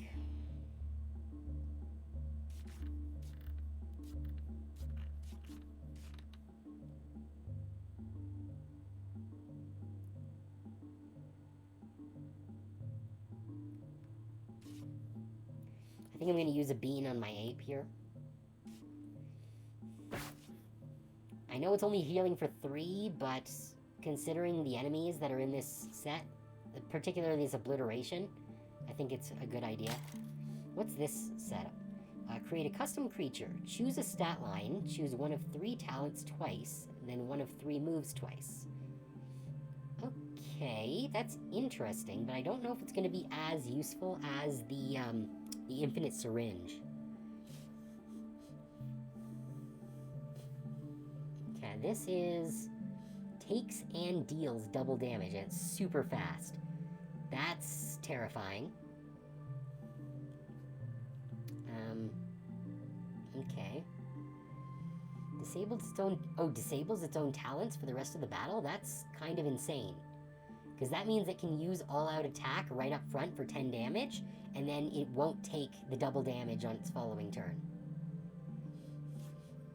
This one has a 6 attack, 7 extra damage if an ally has already used Magnify this turn. Well, I don't think anyone else has Magnify, so that's not a concern, really. When placed and on retreat, gives attack to its allies for a turn. Okay. This one, after 5 creatures die, find an item to add to your inventory. Okay. Interesting. And this deals 3 extra damage if the target is weakened. It inflicts vulnerable to all allies, then gains 4 attack. Okay, I don't like this loadout more than this. What do we actually have for taming? We've got a ton of fish and meat. So we could capture this one, which I would really like to do. And same with this one. This one I don't really care if we catch it or not. I don't really want it. Double bite's not bad, but that's about it. This isn't bad, but we don't have any berries.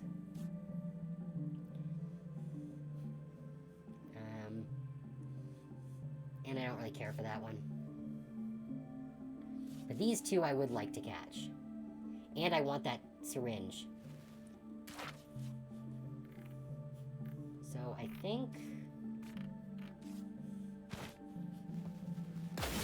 we're gonna go with this one. Alright. Tongue biter. Alright, so it's just gonna hit for 2. I'm not worried about that.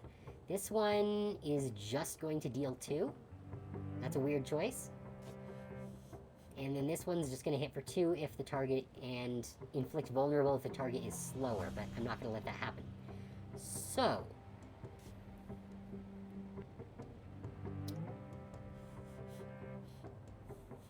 Hollow Ape can take the hit.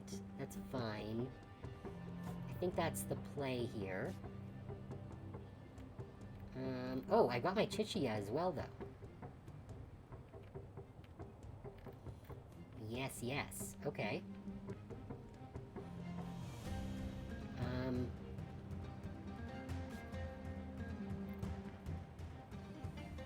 Yeah, this one's less good. I think I'm gonna... Well, actually...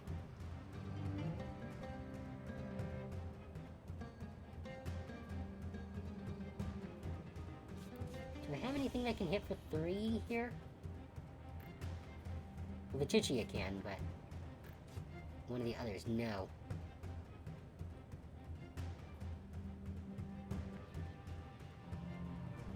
Although, the Lantern Dog can hit every lane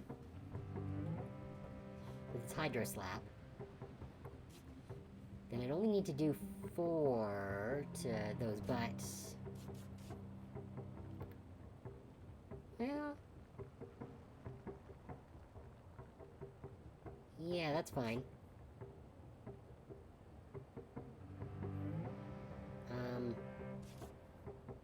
We'll put the Chichia here. Hollow Ape here. They both pump each other up. And then...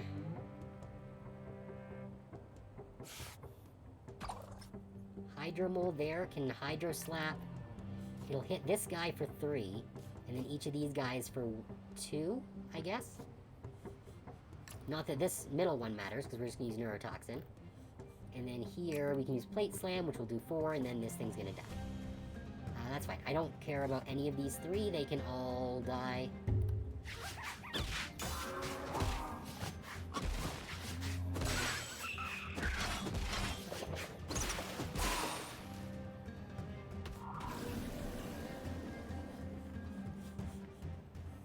Alright, so now my Lantern Dog can go first in Swift Scratch. That will take care of the Tongue Biter before it can hit me. This thing's gonna use this Needle Tail, which is not great, but that's fine, because we can use our Plate Slam here to do 4, which is not ideal, but it's fine. I don't really want to use my Neurotoxin here. Actually, let's switch these guys around. Perfect. Because, yeah, that means these guys are going to attack at the same time. You can use your Neurotoxin for 5. That'll bring him down to 1. My Chichia can use its Plate Slam, which will bring him down to 1. And then this will just kill him off, and then I can catch these 2. Yeah, perfect.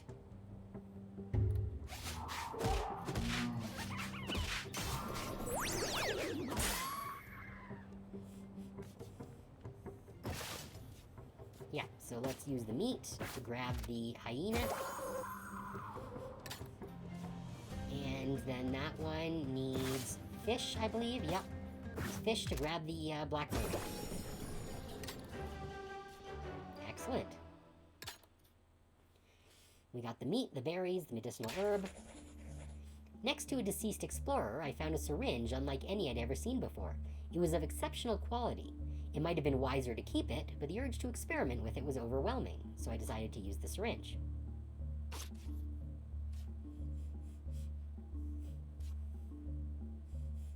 Oh wait, so do I have to use that all at once? Yeah, so if we use this to get pheromones... Oh. So this just creates additional ones. Okay.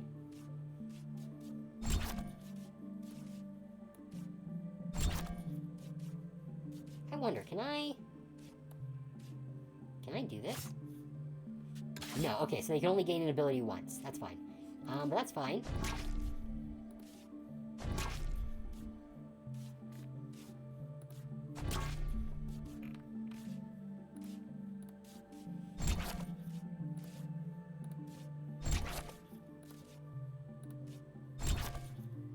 This can be used infinitely.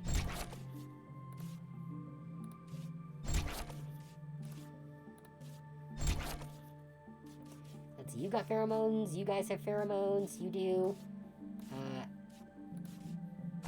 Pheromones for you. You've already got pheromones, you can have it. Might as well give it to the spore plant. Use ability syringes on creatures 10 times. Oh, that's an achievement that I just got there. Cool. Let's see, did you already have it? No, but we are going to give it to you.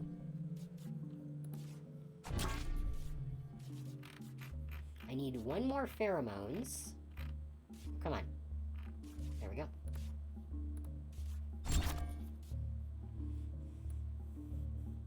Yeah, to give that to the ambush predator. Good. Now, I want to get its test subject. Let's see, how many do I actually need for this? 1, 2, 3, 4, 5, 6, 7, 8, 9, 10, 11, 12? Yeah, okay.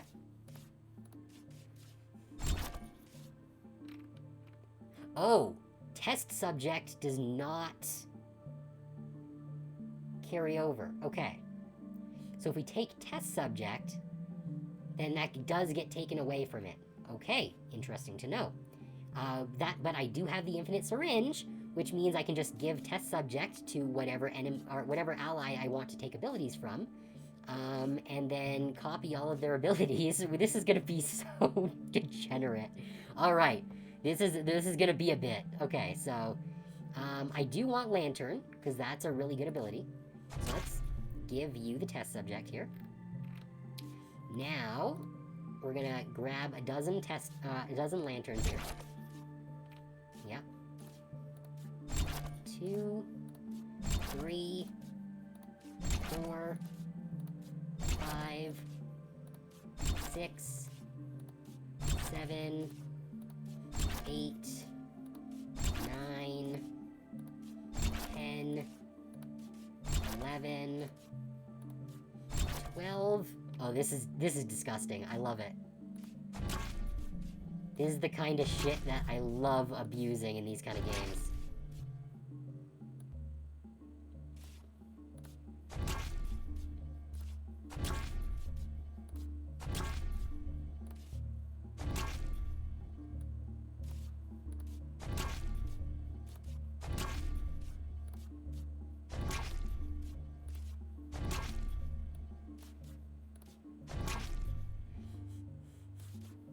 Okay, so we've gotten Lantern from them. Next, you know what? Rush is actually kind of fantastic, if it's not the only ability they have. So, let's grab Test Subject again. Stick it on the Hell Rat. And then we can start grabbing Rush.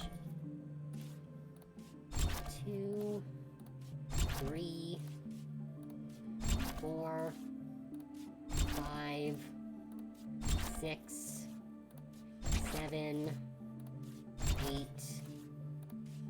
9, 10, 11, 12. Good, then let's start sticking these on everyone else. Oh, actually, we don't need quite that many, because we've got another Hell Rat here, which already has Rush.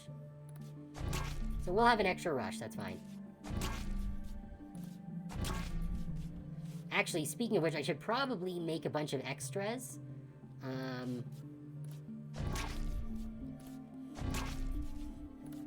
For creatures that I'm going to get down the line.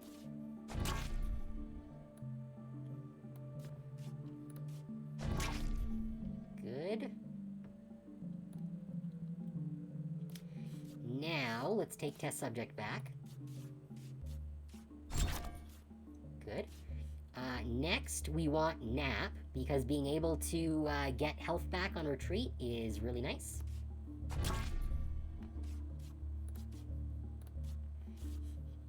So yeah, we're gonna grab the Nap ability. We're gonna need a bunch of these. That's 1, 2, 3, 4, 5, 6, 7, 8, 9, 10, 11, 12. And we can start from the bottom for this one. 1, 2, 3, 4, 5, 6, 7, 8, 9, 10, 11, and 12. Okay, next. You have the Warden ability, I believe. Which, yeah, gives our adjacent creatures more defense. So we're gonna definitely want a whole bunch of those. 1, 2, 3. Oh, shit. That was a mistake. I messed up. But that's fine. Because we can just give these back.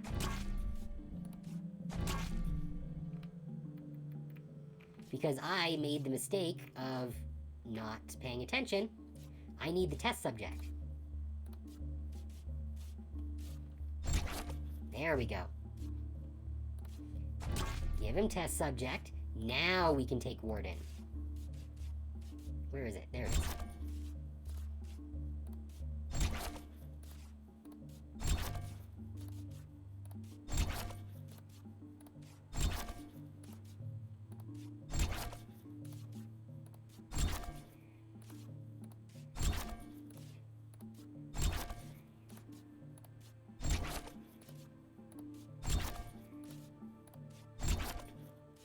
Go. Time to distribute.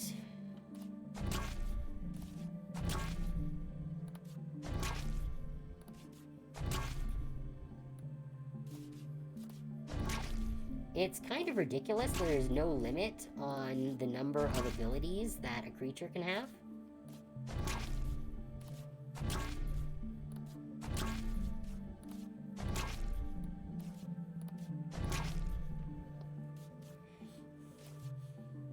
Okay, so that's a Warden, so let's take back our test subject now. Oh, Imitator seems, interesting. Actually, you know what? Yeah. Imitator seems helpful. You get to be our next test subject. Yeah! Mad science is my favorite science.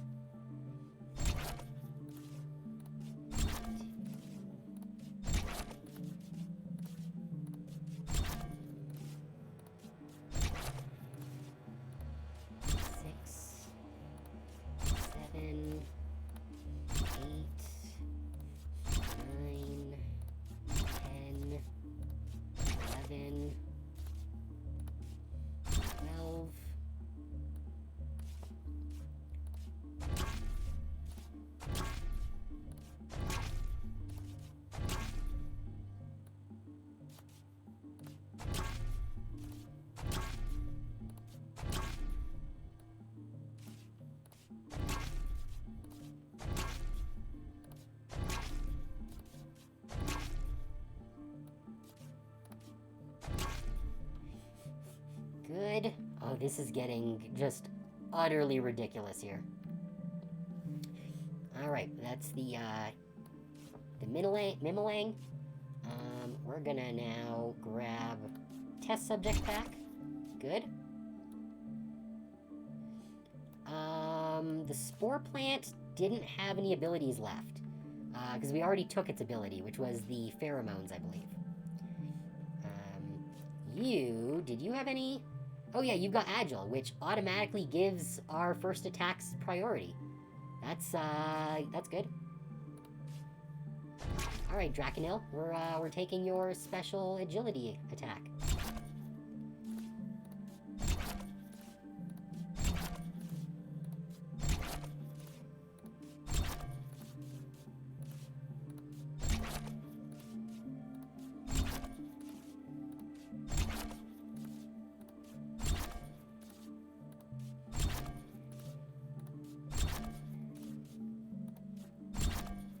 Good. Let's distribute.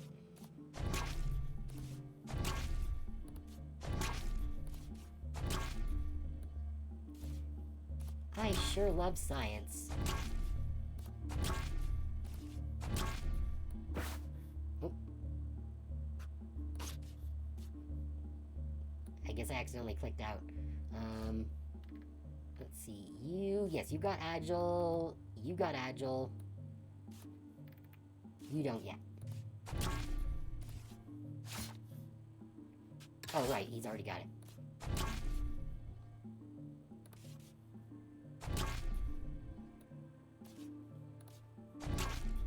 There we go. Okay, good. Next, after the Draconil, we'll need to take our test subject back. Very good. Now, what did you have? Oh, you've got Pollinator? Is that the only ability? Pheromones, Lantern, Rush, Snap, Warden, Imitator, Agile. Oh yeah, I guess the second thing that it got fused with only had, Razor Petal and Fruit Growth, the attacks. It didn't have any abilities. I guess getting Honey on Death isn't bad. It's not super useful, but I guess we might as well.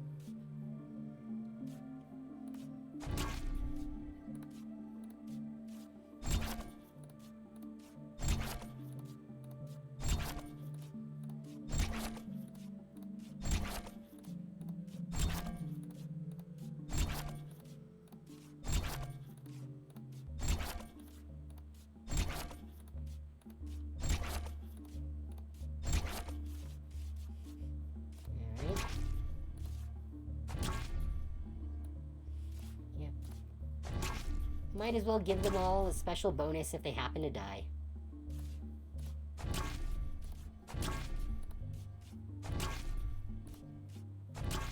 Of course, I'm hoping that none of our freaky mutants die, but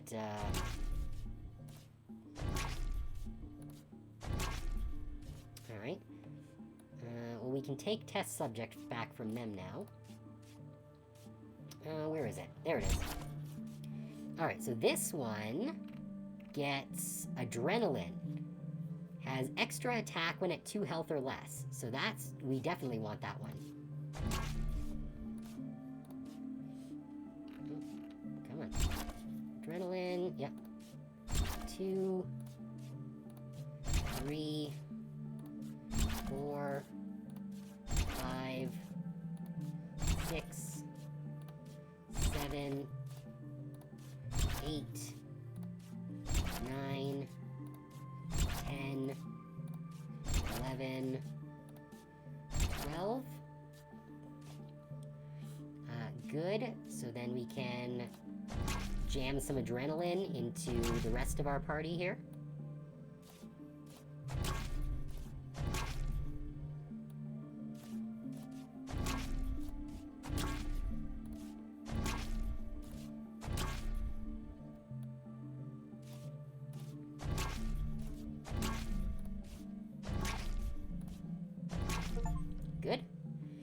Oh, we got an achievement for creating a creature with 10 mutations or more. They are, yeah, big and nasty. I kind of want to give Fume Sniffer, to the others as well. Because that one I didn't actually do, before. But, we'll do that one at the end. Yeah, so we got your adrenaline. We can take test subject back. This one got Ambush Predator. Enemies that are asleep get 3 armor. You know what? We are going on an ad break. However, because of how long it takes to do this, I'm just going to do this through the ad break. So that should be fine. Let's see. Test subject. There we go. Test subject on the mermaid. Then we can grab its ambush predator.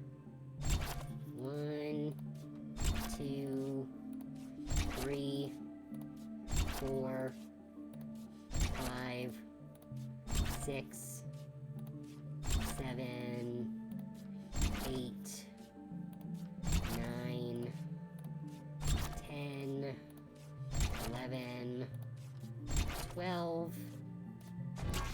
Dump these on everyone else. Hopefully we don't come up against an enemy that gets, like, bonuses against mutants. Because that would suck. We would be completely screwed. But I doubt that they would punish that, considering how big mutations are as a part of this game. Okay, yeah, then let's grab the test subject. Back here.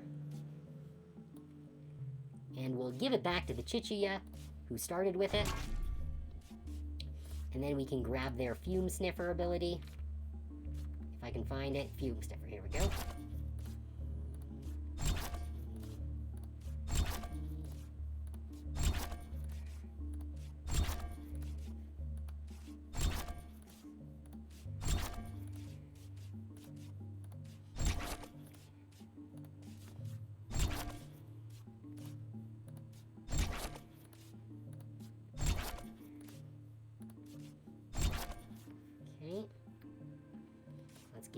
Let's give everyone else Fume Sniffer.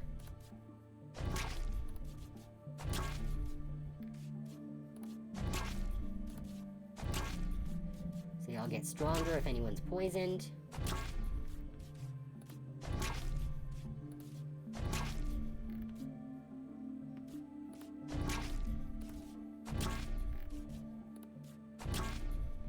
Good. Alright, so that gives me the full set. Now what I do just want to do is get an extra copy of all of them so that if I do get another creature, we can just get an extra set of abilities for them.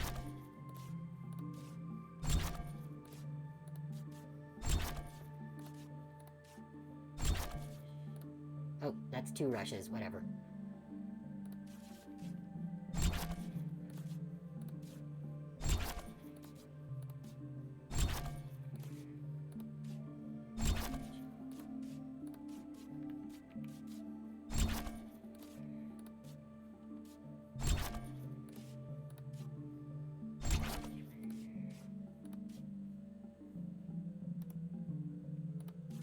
Okay.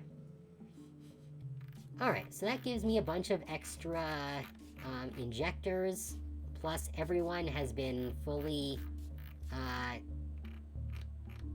buffed out with various steroids and whatnot. So now all of them gain extra attack when any creatures are poisoned, makes enemies that are asleep get less defense, they get extra attack when at 2 or less health, when placed, automatically gets priority for their first attack. They gain the attacks of all allies to their left when placed. Adjacent creatures have extra defense. When they retreat, they gain 4 health. When placed, they get 3 speed for the first turn. The opposing enemy gets less defense. Adjacent creatures get more attack. And if it happens to die, I'll get some honey out of it. Okay. Oh, all unused syringes will be lost. Okay, yeah, that's fine. Okay, so you don't get to keep all of those extra fancy syringes if you choose to make a whole bunch. That's good to know. But that does give all of my dudes a big old set of abilities to play with. Okay, so who do we want to fight here? We could duplicate a creature to get, and the copy gets a curse, which I'm not thrilled about. That would be, let's see, a 7/5 that can just hit for 7, which is terrifying. And it can also just get 3 attack and 3 speed. This one, when an ally dies, gain 2 attack. Dang, that would have been a nice one to have as well. Then it can body slam for 3, or hit for 2 and inflict 3 slow. And it's a 5/7, which is very fast. Another one of these, which is the same as the other one that we have. This is regeneration. Oh shit, I kind of wish that we had gotten that one before we got the gold syringe. And then lazy strike for 2, so I'm not super worried about that. And this one, when placed and at the end of each turn, inflict mark to the opposing enemy, or detected, okay. Make this creature targetable by the move's sightless swipe, okay. Hits all enemies once for every detected they have. Okay. That seems dangerous. Okay, what's the other option? This one would get us another syringe, which is nice. And choose a creature, add a creature of the same species to your deck. Interesting. I'm not sure exactly what that means. Like, I don't know, because there seems to be a very distinct difference between copying, which is what this says this does, duplicates a creature, and adding another creature of the same species, which means I think that it might have different abilities and attacks, possibly, within a certain range. But we will be dealing with a Buffalion, but not a good Buffalion. It can poison or hit last for 5, so I'm not super worried about that one. This one has Plate Slam, which is very good, but or it can harden, and if it kills, it gets armor. Oh, that would have been another really good one to get. Dang, all these really good abilities that we can't steal now. This one's adjacent creatures are immune to negative effects. Oh, that's disgusting, and it's super fast. Okay, this one, when it kills, it gets additional attack, and it also has its crazy powerful attacks on that. Resentful. Upon receiving a negative effect, also inflicts it to the opposing enemy. Huh. I worry about if that's going to cause an infinite loop.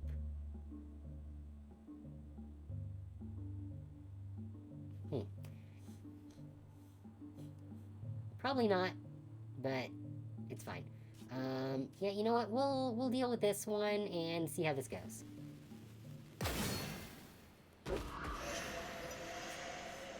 Hopefully our giant pile of abilities will let us come through. So what do we have? We got meat, berries, and a pile of fish. So we've got plenty of options here. What do they like?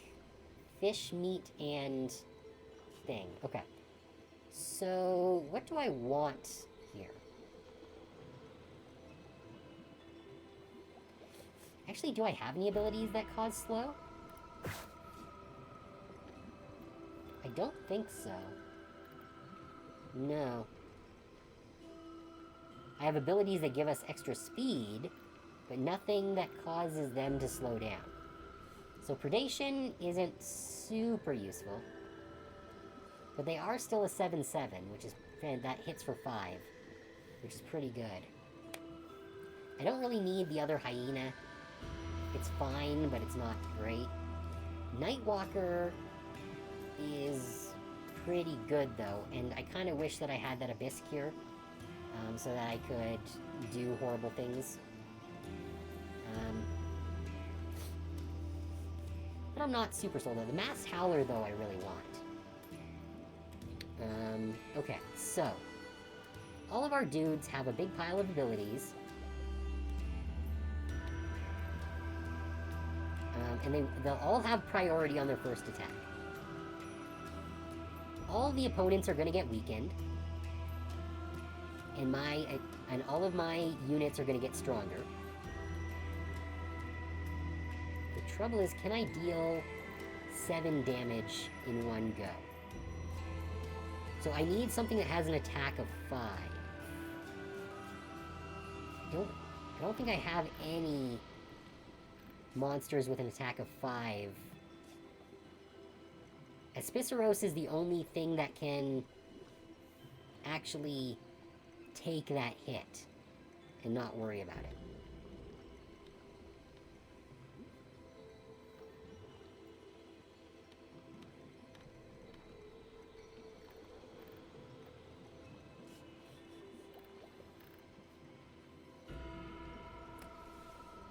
Now, this is interesting.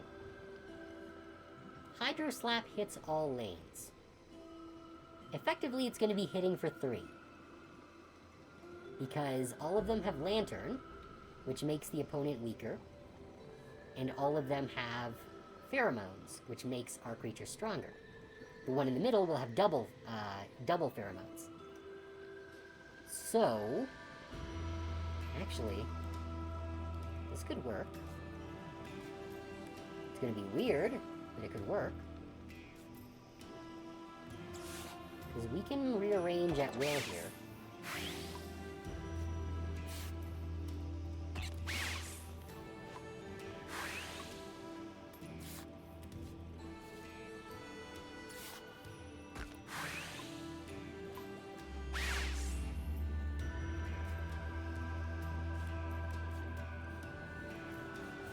Alright, so they're all gonna get priority on their attacks.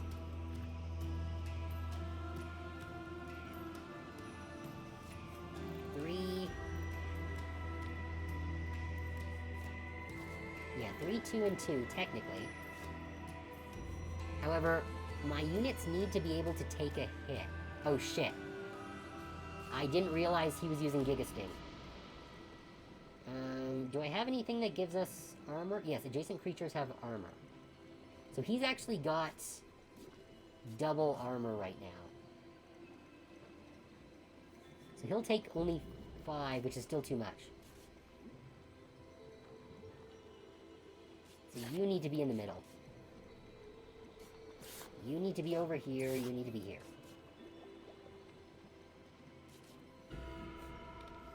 Wait. Why isn't this one weaker? Oh, because this is giving it... Shit, right, that's giving it the defensive thing. Alright, that's fine.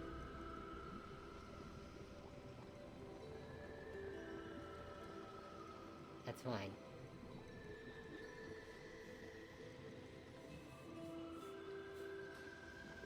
Yeah, I think this should work. To kill them all.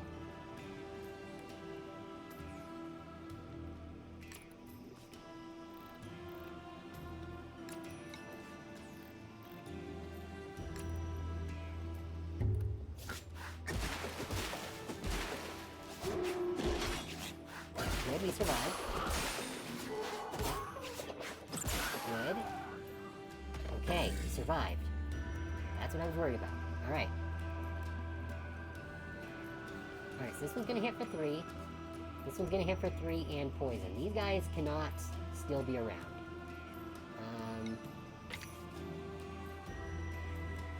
So we're gonna... call my Aspiceros back.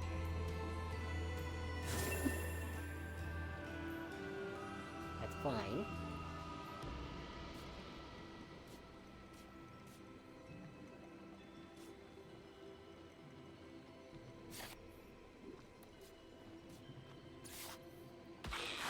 Bring in a Hellrat, so it'll gain the attacks of the Lantern Dog. We'll switch these guys so that a Feather Mole is safe.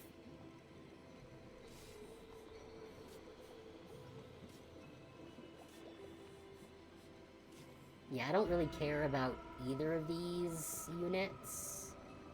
Scaly Dragon's not bad, but that's about it. Yeah, so we should be able to kill them all if we use the Hydro Slap attacks again. Which is kind of a degenerate combo here, but I think we should be fine. Oh. Right, I didn't choose one for him.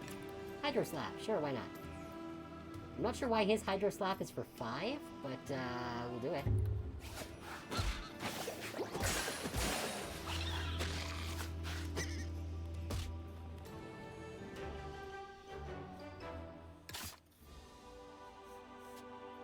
Tame more creatures. If you do not use your food to tame, your enemies will keep getting stronger and your team won't be able to keep up. Okay, fine. Maybe I should have taken something, but that's fine. It can be isolating down here, and I'm certainly not the only one who feels it. As it turns out, one of my companions was experiencing the same loneliness and decided to seek a mate. Let's seek a mate for our... the Black Mermaid was the ambush predator that does obliteration, right? Yeah. But the Tricaudal Hyena does have that really big attack.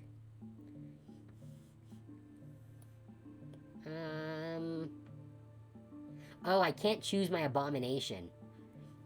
Because I guess it was created in a lab, so it can't have a partner. Kind of want another lantern dog. Because that was a really nasty combination. But I think if I get another lantern dog, it's going to be super weak. Let's get another Black Mermaid. Yeah. When placed, if the opposing enemy is slower, put it to sleep. Okay. And inverts its stats to its... Oh, that's not good. I might have to remove that one.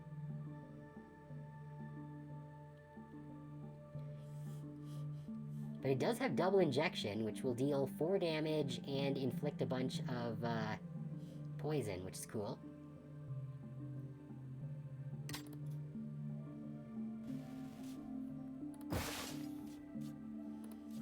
Alright, so we're going to use this to get rid of that Devil's Advocate ability.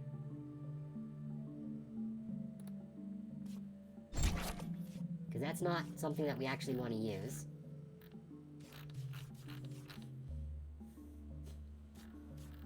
I do need to tame more monsters, though.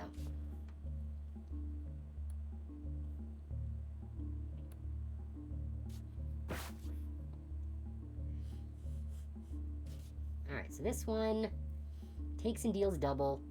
It's got the Sharp Claws, the All-Out Attack, and Uppercut, which inflicts 3 Torpidity. When it reaches an amount of 6, disappears and the creature falls asleep. Okay, so it needs to... Oh, but because of its, wait, no, because this is an ability. It's not... It would deal 8 damage, but it would still only do 3 Torpidity. Okay, then this is just straight up a 7 damage. I really want this one. And it's got the Preparation. It doesn't have any, talents, but it's fine. Then another Black Mermaid, and whatever this is. All enemies are vulnerable. That would be nice. Food bait. Place food as bait to attract and tame a creature. Interesting. Choose 2 creatures to swap their speed and health.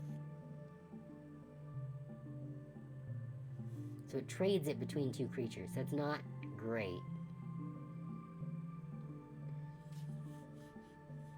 This isn't bad at all. Well, it's okay. 10-3. The crushing weight is fine. Overpowered. Putting itself to sleep is not great. Being able to hit all lanes, but only once, is okay. Obliteration's fine. Blind Rage lowers its own attack.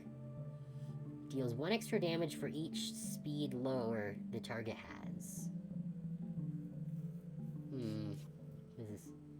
Oh, the Parasitic Water, Tusk Powder, Prime Fish, Berries. Body Slam, Last Surprise. On its last use, deals 10 damage to all enemies. That's okay. Has a random move that changes each turn. Interesting. But I think I'd rather do this one. Fighting this thing's gonna be risky. I might just have to straight up kill it.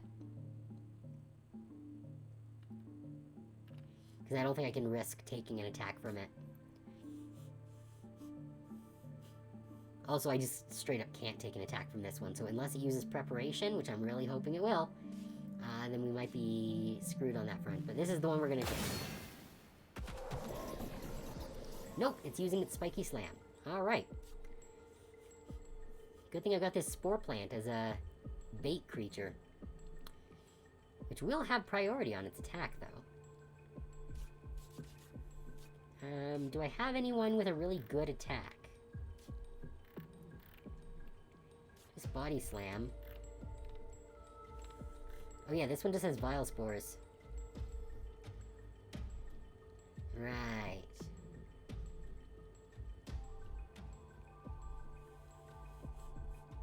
That's actually not bad. That'll lower the attack. Well, it'll lower their attack by 1, which isn't great. That's fine.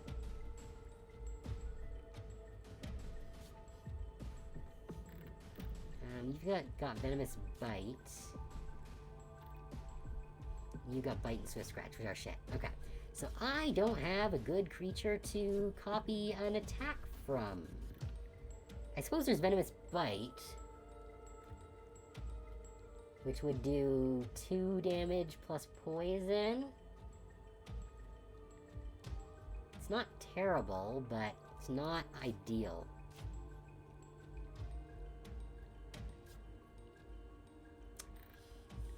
Actually, I suppose if they all copy Vile Spore... No, because then it'll make us all fall asleep. That's not good. But you know what? Copying this guy might be... Oh. I didn't realize my Feather Mole was down so low. Alright, fine. We can kill the mermaid, I think. That's... Or maybe I should get the mermaid? Maybe I should try and catch the mermaid. If I can. We are gonna have a little bit of extra defense. This thing needs to die because I cannot take 8 damage. Even with our abilities that give us an extra armor. And lowers their attack by 1, I guess, because we do have Lantern as well. Wait, no, Lantern lowers their defense. I don't think we have anything that... Oh, no, right, we have Warden that increases our defense.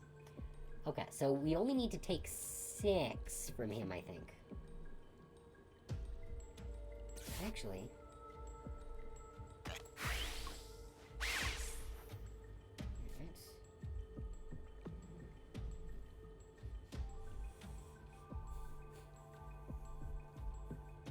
Oh. But then whoever is up against the head piercer is gonna die.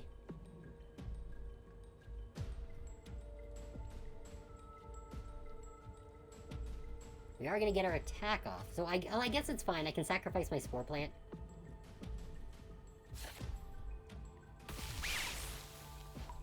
Yeah. Because then it should be able to hit for 5. And then this thing is gonna hit for 3, I guess, thanks to... No, it's gonna hit for 4. Because we have increased armor. Yeah. So it's still gonna hit for 4.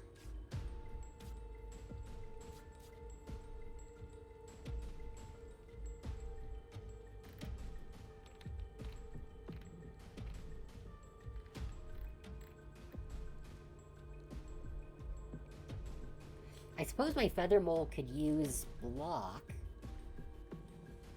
which would be enough.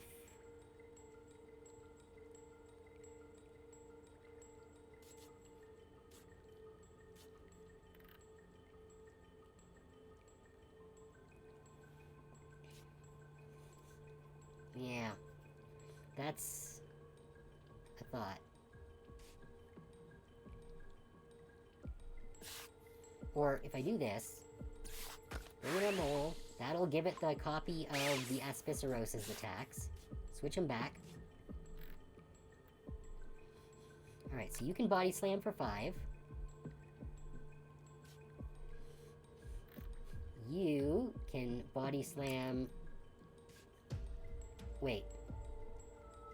Right, yes, and then this will be for 4. And then Feather Mole will use Shell Regrowth.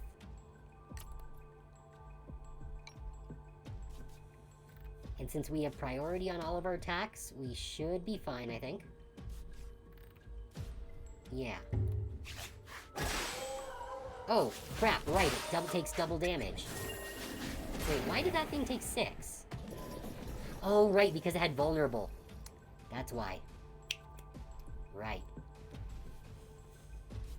Okay, yeah, this thing I need to hit properly.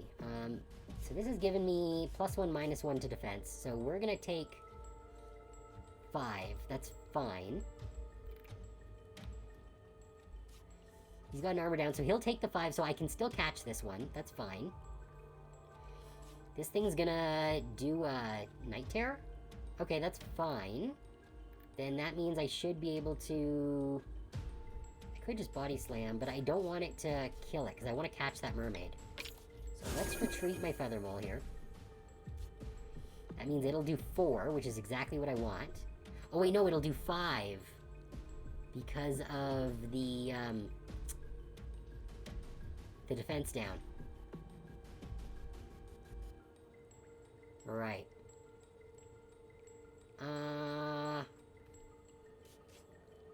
Actually...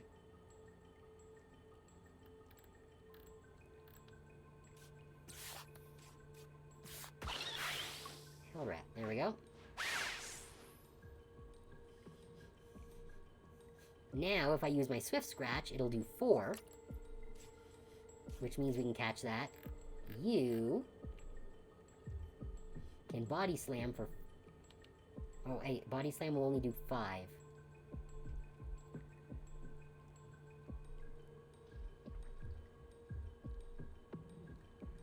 That's fine.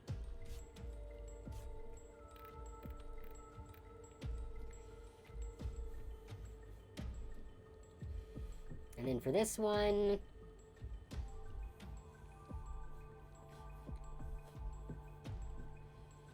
there's really nothing my Spore Plant can really do here.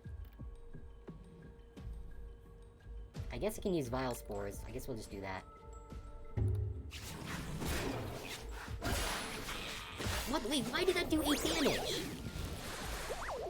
That shouldn't have done 8 damage. That should have only... What? I don't understand what happened there. Whatever. We'll just get a Black Mermaid.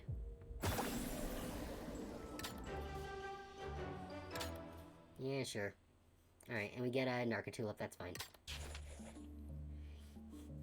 I think I can hear some noise around here, but there's no creature in sight. Perhaps I could place food as bait and attract the noisemaker. Yeah, sure. We've got a ton of fish, so let's use one of those. The creature seemed docile, so I was able to tame it. Oh, I can choose one of these, cool. Ooh, I can take that ability and give it to another creature. Or, this is kinda shit.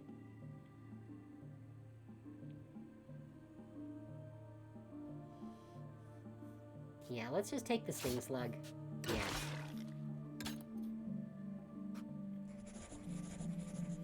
Day something. I don't know how I'm still alive. All my barometers have gone haywire. I can't be that far from the bottom. The humidity is extremely high, almost insufferable. Of course, this hellhole only goes deeper, but the pressure is already overwhelming. Not sure I can go any further. I'm dizzy. I think I'll have to rest. Fully heal all creatures. Nice. Okay, so I guess this is the length of a run.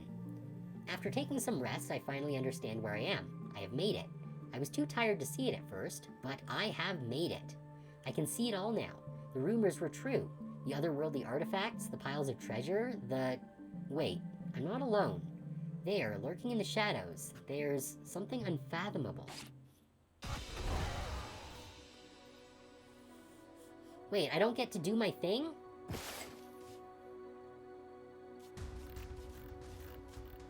Oh, I don't have any empty syringes anyways.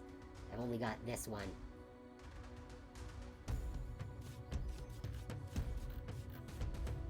Alright, that's fine. I do have a Narcotulip, which is nice, and a Mud Ball, so... What the fuck are we facing here? Oh, these, seem horrible. Alright, so this one gives his adjacent creatures more defense, and so does this. I think we might lose this, because this looks terrible. Alright, so this removes the negative effects from adjacent creatures and gives them 4 armor. Okay. This inflicts... hits for 3 and inflicts attack down. And this is gonna hit all lanes for 3. Okay. And it has 2 armor, so that's not great. I'm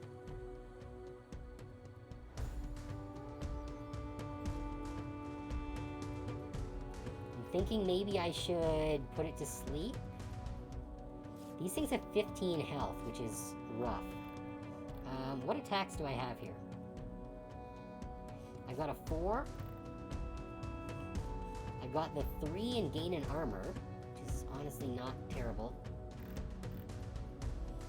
A venomous bite that inflicts poison, which is not great.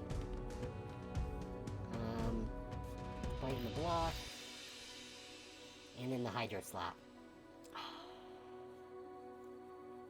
Like, honestly, the Hydro Slap might be the best tech here. Because reducing their defense, plus the bonuses that we get, that'll be 6, 7, 8, 9, 10 to all enemies.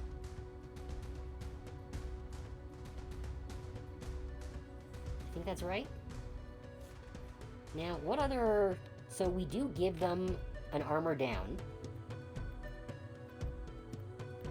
But that's the only penalty that we give. I wonder, can I...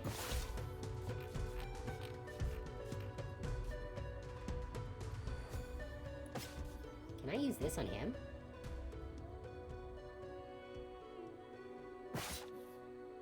No. Okay, so I can't give an injection to the Eyes of the Abyss. And none of them can be, yeah, none of them can be, recruited. Alright, I really wish that we had a turn for me to do some things before we got into this fight, but, I guess not. I can sleep someone.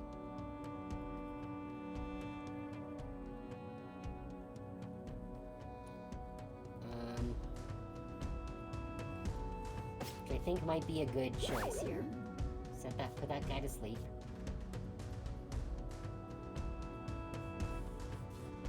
Revitalization's fine, because it would have woken up on the next turn anyways.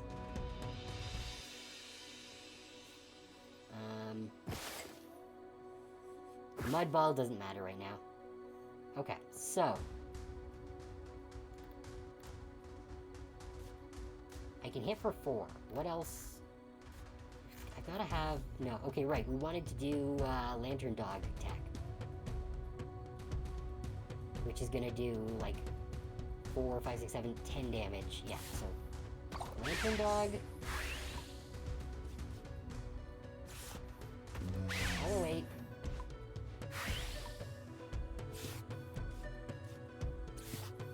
Chia. Now we want Hollow 8 to take the hit. Because they can take it. And then... we want all of them to use Hydro Slap.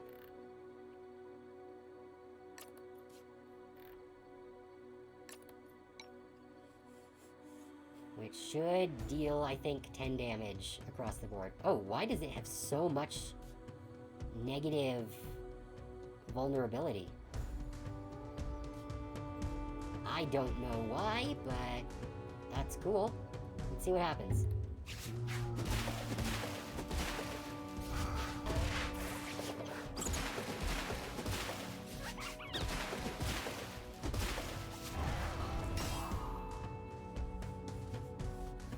Okay, so it woke up and it's gonna hit us all for 3. This thing's also gonna hit me for 3, and so will that. Okay,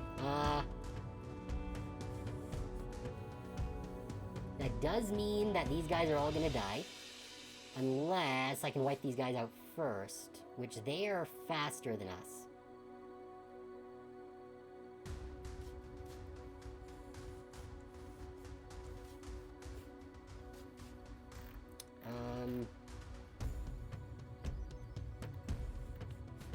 I should switch out one of these guys, my lantern dog probably. Or maybe my hollow ape? Because it is down health now. And it did take the blight. So yeah, I'm gonna whistle out my hollow ape. Move lantern dog over there for now. Bring out feather mole. So it can get its attack ability thing.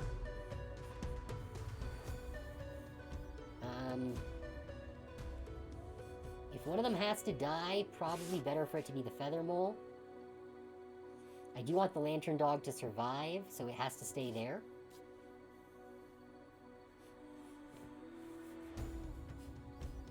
And it needs to go off first, yeah.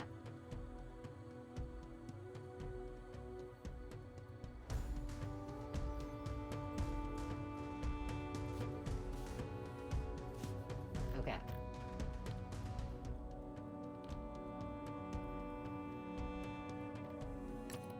Yeah, so we'll Hydro Slaps. I am going to lose my Chichuya and my Feather Mole, which is unfortunate, but this is, I believe, the final boss, so it's fine.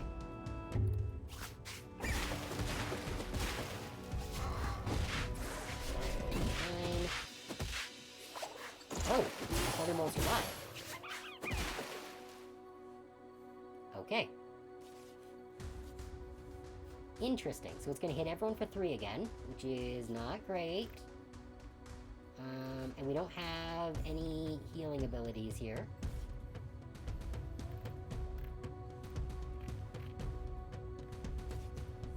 But what I can do is I can whistle back my lantern dog, I guess?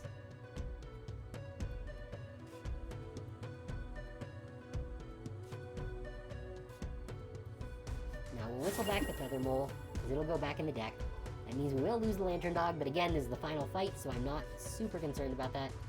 This one has Sky Strike and Tailwind.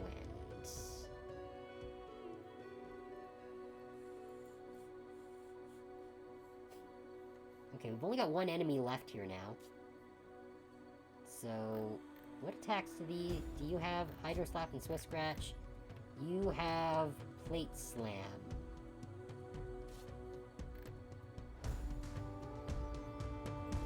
So Sky Strike is really the best of these. Because since we only have a single target now. So it doesn't actually matter if you get their abilities or not.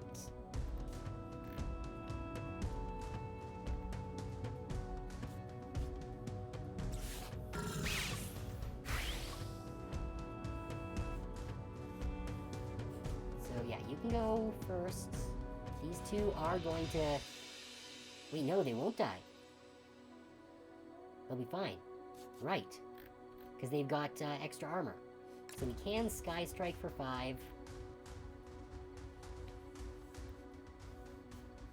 I guess you can Hydro Slap, that's fine. You can Plate Slam.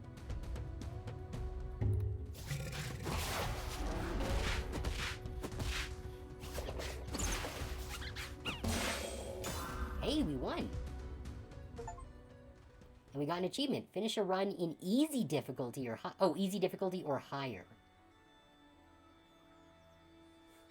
Wait, what do you mean you have not achieved your goals? We killed the thing. We got 2 diary pages.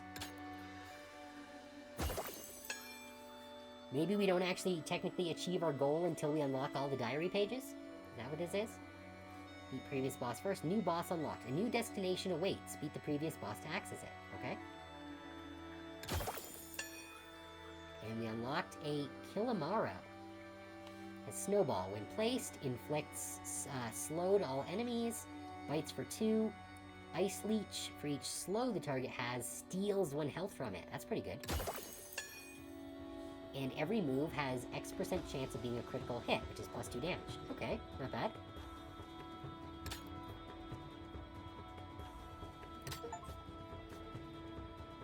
And we got the achievement, Defeat the Eye of the Abyss.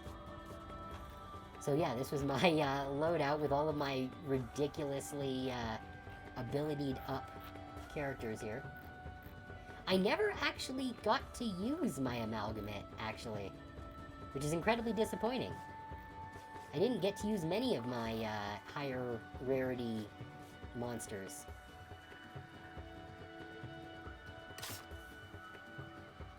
No, I don't want to join the Discord server. Don't put that in your main game run. If you want to have it on, like, the main menu here, that's fine. But don't stick it there at the end of a run. That's just gauche. Yeah, like, they've got their Discord thing in there. It's fine. Okay. So, it is 1:45 now. We very clearly don't have time for another run. Because that took us, like, over 2.5 hours, to get through. So, actually, I just want to look here. What is this? Game modes. Oh, we can, like, just adjust the chance of a critical hit? Oh, this is if we want to play in a game mode.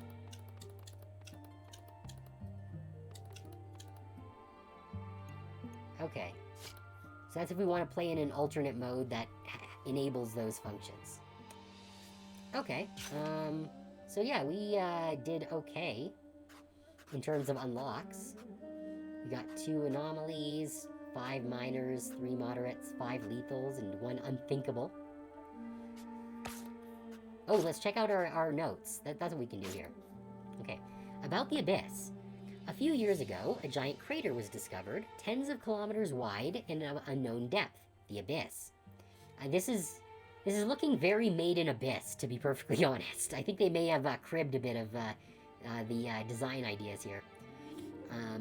Its environment appears to be extremely mutagenic, and it hosts completely alien flora and fauna that only grow stranger as you go deeper. Unsurprisingly, the place has attracted many explorers, who, limited by primitive equipment and often poor skills, have yet to document it properly. Less surprisingly still, rumors abound and stories of untold riches, giant monsters, and mythical entities lying dormant at its bottom are commonplace. Amusing tales, but someone has to come around and establish the truth. About myself. Oh, don't like those, blood-stained faces there. I'm a trained biologist with experience surviving in the wild, and I humbly think myself capable of pushing farther than anyone before to document the Abyss. So far, it has been explored either by timid scientists who document its first 50 meters and rush back to the surface, or by thrill seekers who dive straight to its bottom and are never heard from again. My aim is to go deep, return safely, and bring back solid, detailed documentation and reports to actually allow humanity to progress in the exploration of this place, as well as confirm or deny the existence of certain rumored creatures. Okay, I guess that's all of the data we have on it. So yeah. Oh wait, why did... Oh, I guess we never formally tamed one outside of the tutorial. But we did get a Chichua. Fun fact, they sometimes cannibalize their young, just like regular hamsters. That is a fun fact. This cute rodent is well known by the general population as an extremely expensive and sought-after pet. Although they refuse to breed in captivity, I assure you that, in the Abyss, they flourish in great numbers. Wild Chichuyas also tend to grow significantly larger, likely due to a more suitable diet in their natural habitat. Yeah, we don't have any of these ones. Yeah, we need to tame it. I need to win with this creature. Oh, you need to win with the creature to unlock its fun fact. I guess they all have a fun fact. Oh, so were we just on easy mode then? I guess that explains why we were able to win. I guess the first run is always going to be easy mode. Let's check the feather mole.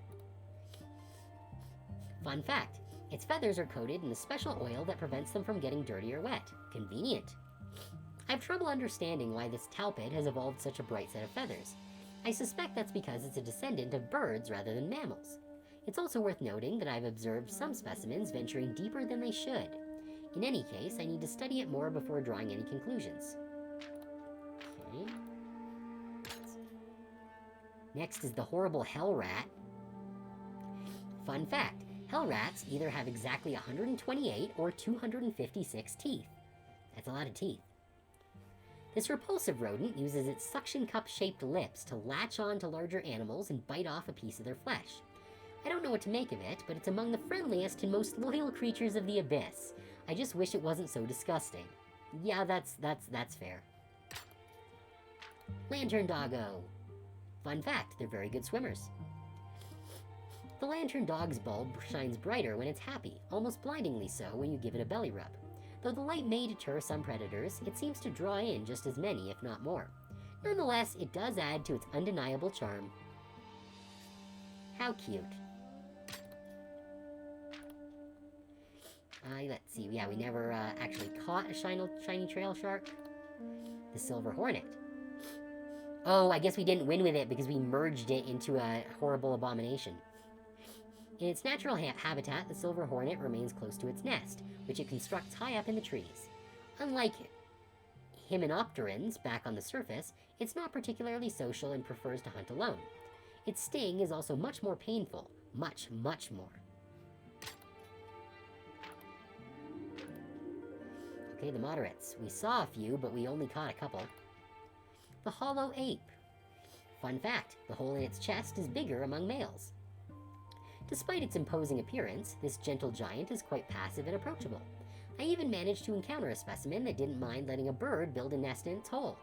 Speaking of which, I wonder how its internal organs are arranged, with that giant hole taking up so much space. Let's see, the mimilang. Fun fact, their tongue actually tastes like fruit. While some creatures can be aggressive, others, like the mimilang, try to be smart about how they get their prey. By luring hungry herbivores with its tongue, it is capable of enjoying a full meal without having to move a muscle. Its tongue is so convincing that I even grabbed one, thinking it was fruit. Alright, the spore plant, which gave us that amazing pheromone ability, which directly contributed to our victory. Fun fact, some creatures get psychedelic effects by smelling it. Rock on. I've never encountered a species with chemical communication as advanced as the spore plants. It can convey complex ideas through elaborate pheromonal signals, with scents ranging from fresh and enticing to downright putrid. I was developing a spore plant to human smell dictionary at one point, but my lantern dog ate it. What a shame.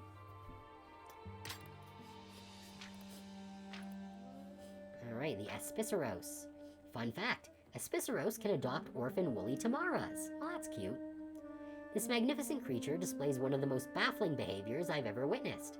Occasionally, two large Aspiceros herds engage in a deadly battle, much like two armies might. The enormous dust cloud, the thundering hooves, and the aftermath of countless bodies make it a true sight to behold. The Draconil. Fun fact, they usually rest by floating on the surface of water. The majestic Draconil flies more elegantly than most birds, yet its wings appear more adapted to swimming than anything else. From observing flocks of Draconils, I have inferred that they surf on rising wind currents, which would require supernatural intuition. As crazy as it may sound, I am convinced they influence the wind in some way. The Plant of Might. We didn't win, so we don't get a fun... We didn't win with it, so we don't get a fun fact. Actually, that's right. We never got the opportunity to actually create a Fruit of Might, because we never actually drew our abomination. That's a shame. I wish I knew what it did. The Plant of Might has taken the typical fertilization strategy of trees to its extreme. In fact, its fruit is so nutritious and valuable that it often sparks violent conflicts among creatures vying for a chance to eat it. Alright, the tricaudal hyena. Fun fact, it sharpens its tails by grinding them on each other. Among the abyss's most tenacious beasts is the tricaudal hyena.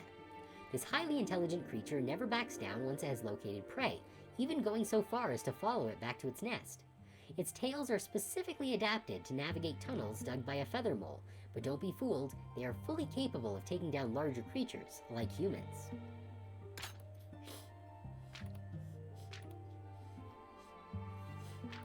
The Black Mermaid. Fun fact, their venom is so potent that if a creature were to feed on a sinking victim, they would be knocked out too. This creature is constantly finding and paralyzing prey with its venom, but it never feeds. Instead, it lets the victims sink to the bottom of its trench, where their bodies will nourish the next generation of black mermaids. And once their progenitor inevitably starves to death, the FRA feed on its corpse too, then lay their own eggs and ascend to start the cycle anew. That's kind of not great. I guess it's kind of like a moth of the water, but more horrible. We never actually got the head piercer or the Lightbringer. Or the Nightwalker or Ziphanor. I forgot about it taking double damage as well as dealing it. Wait, why do I not have a special specimen listed here? Shouldn't there be the abomination that we got? Alright, well we got we can see the anomalies at least. But not the mutant that we made. The abomination. Fun fact, I analyzed their tissue and concluded they were around a century old. The Eye of the Abyss's flesh didn't yield such definitive results. As the Eye of the Abyss grew to gargantuan proportions, it must have gradually lost the ability to move swiftly across long distances. And at some point, it had to enslave two creatures to hunt for it and continue feeding its insatiable hunger. Over time, they too became unrecognizable due to excessive mutations. They lost their former selves, and their entire existence was eventually reduced to serving their horrifying master. At least that's my hypothesis. And the Eye of the Abyss, the boss. Fun fact, the humidity increases as you get close to it, eventually reaching up to 100%, so a Canadian summer. I used to think the horrors of the deeper layers had exposed me to true fear, but in hindsight, that never came close to the utter sense of hopelessness and dread I felt when this abomination first laid its terrifying gaze on me. It's impossible to tell what lies beneath this formless mass of tentacles, only that it has been exposed to the Abyss's mutagenic environment for far too long, and that its sole purpose is now to feed and grow ceaselessly at the expense of everything else around it. At a depth of 7,850 meters, that's crazy deep. And it seems like there are a lot of other bosses that we haven't unlocked either.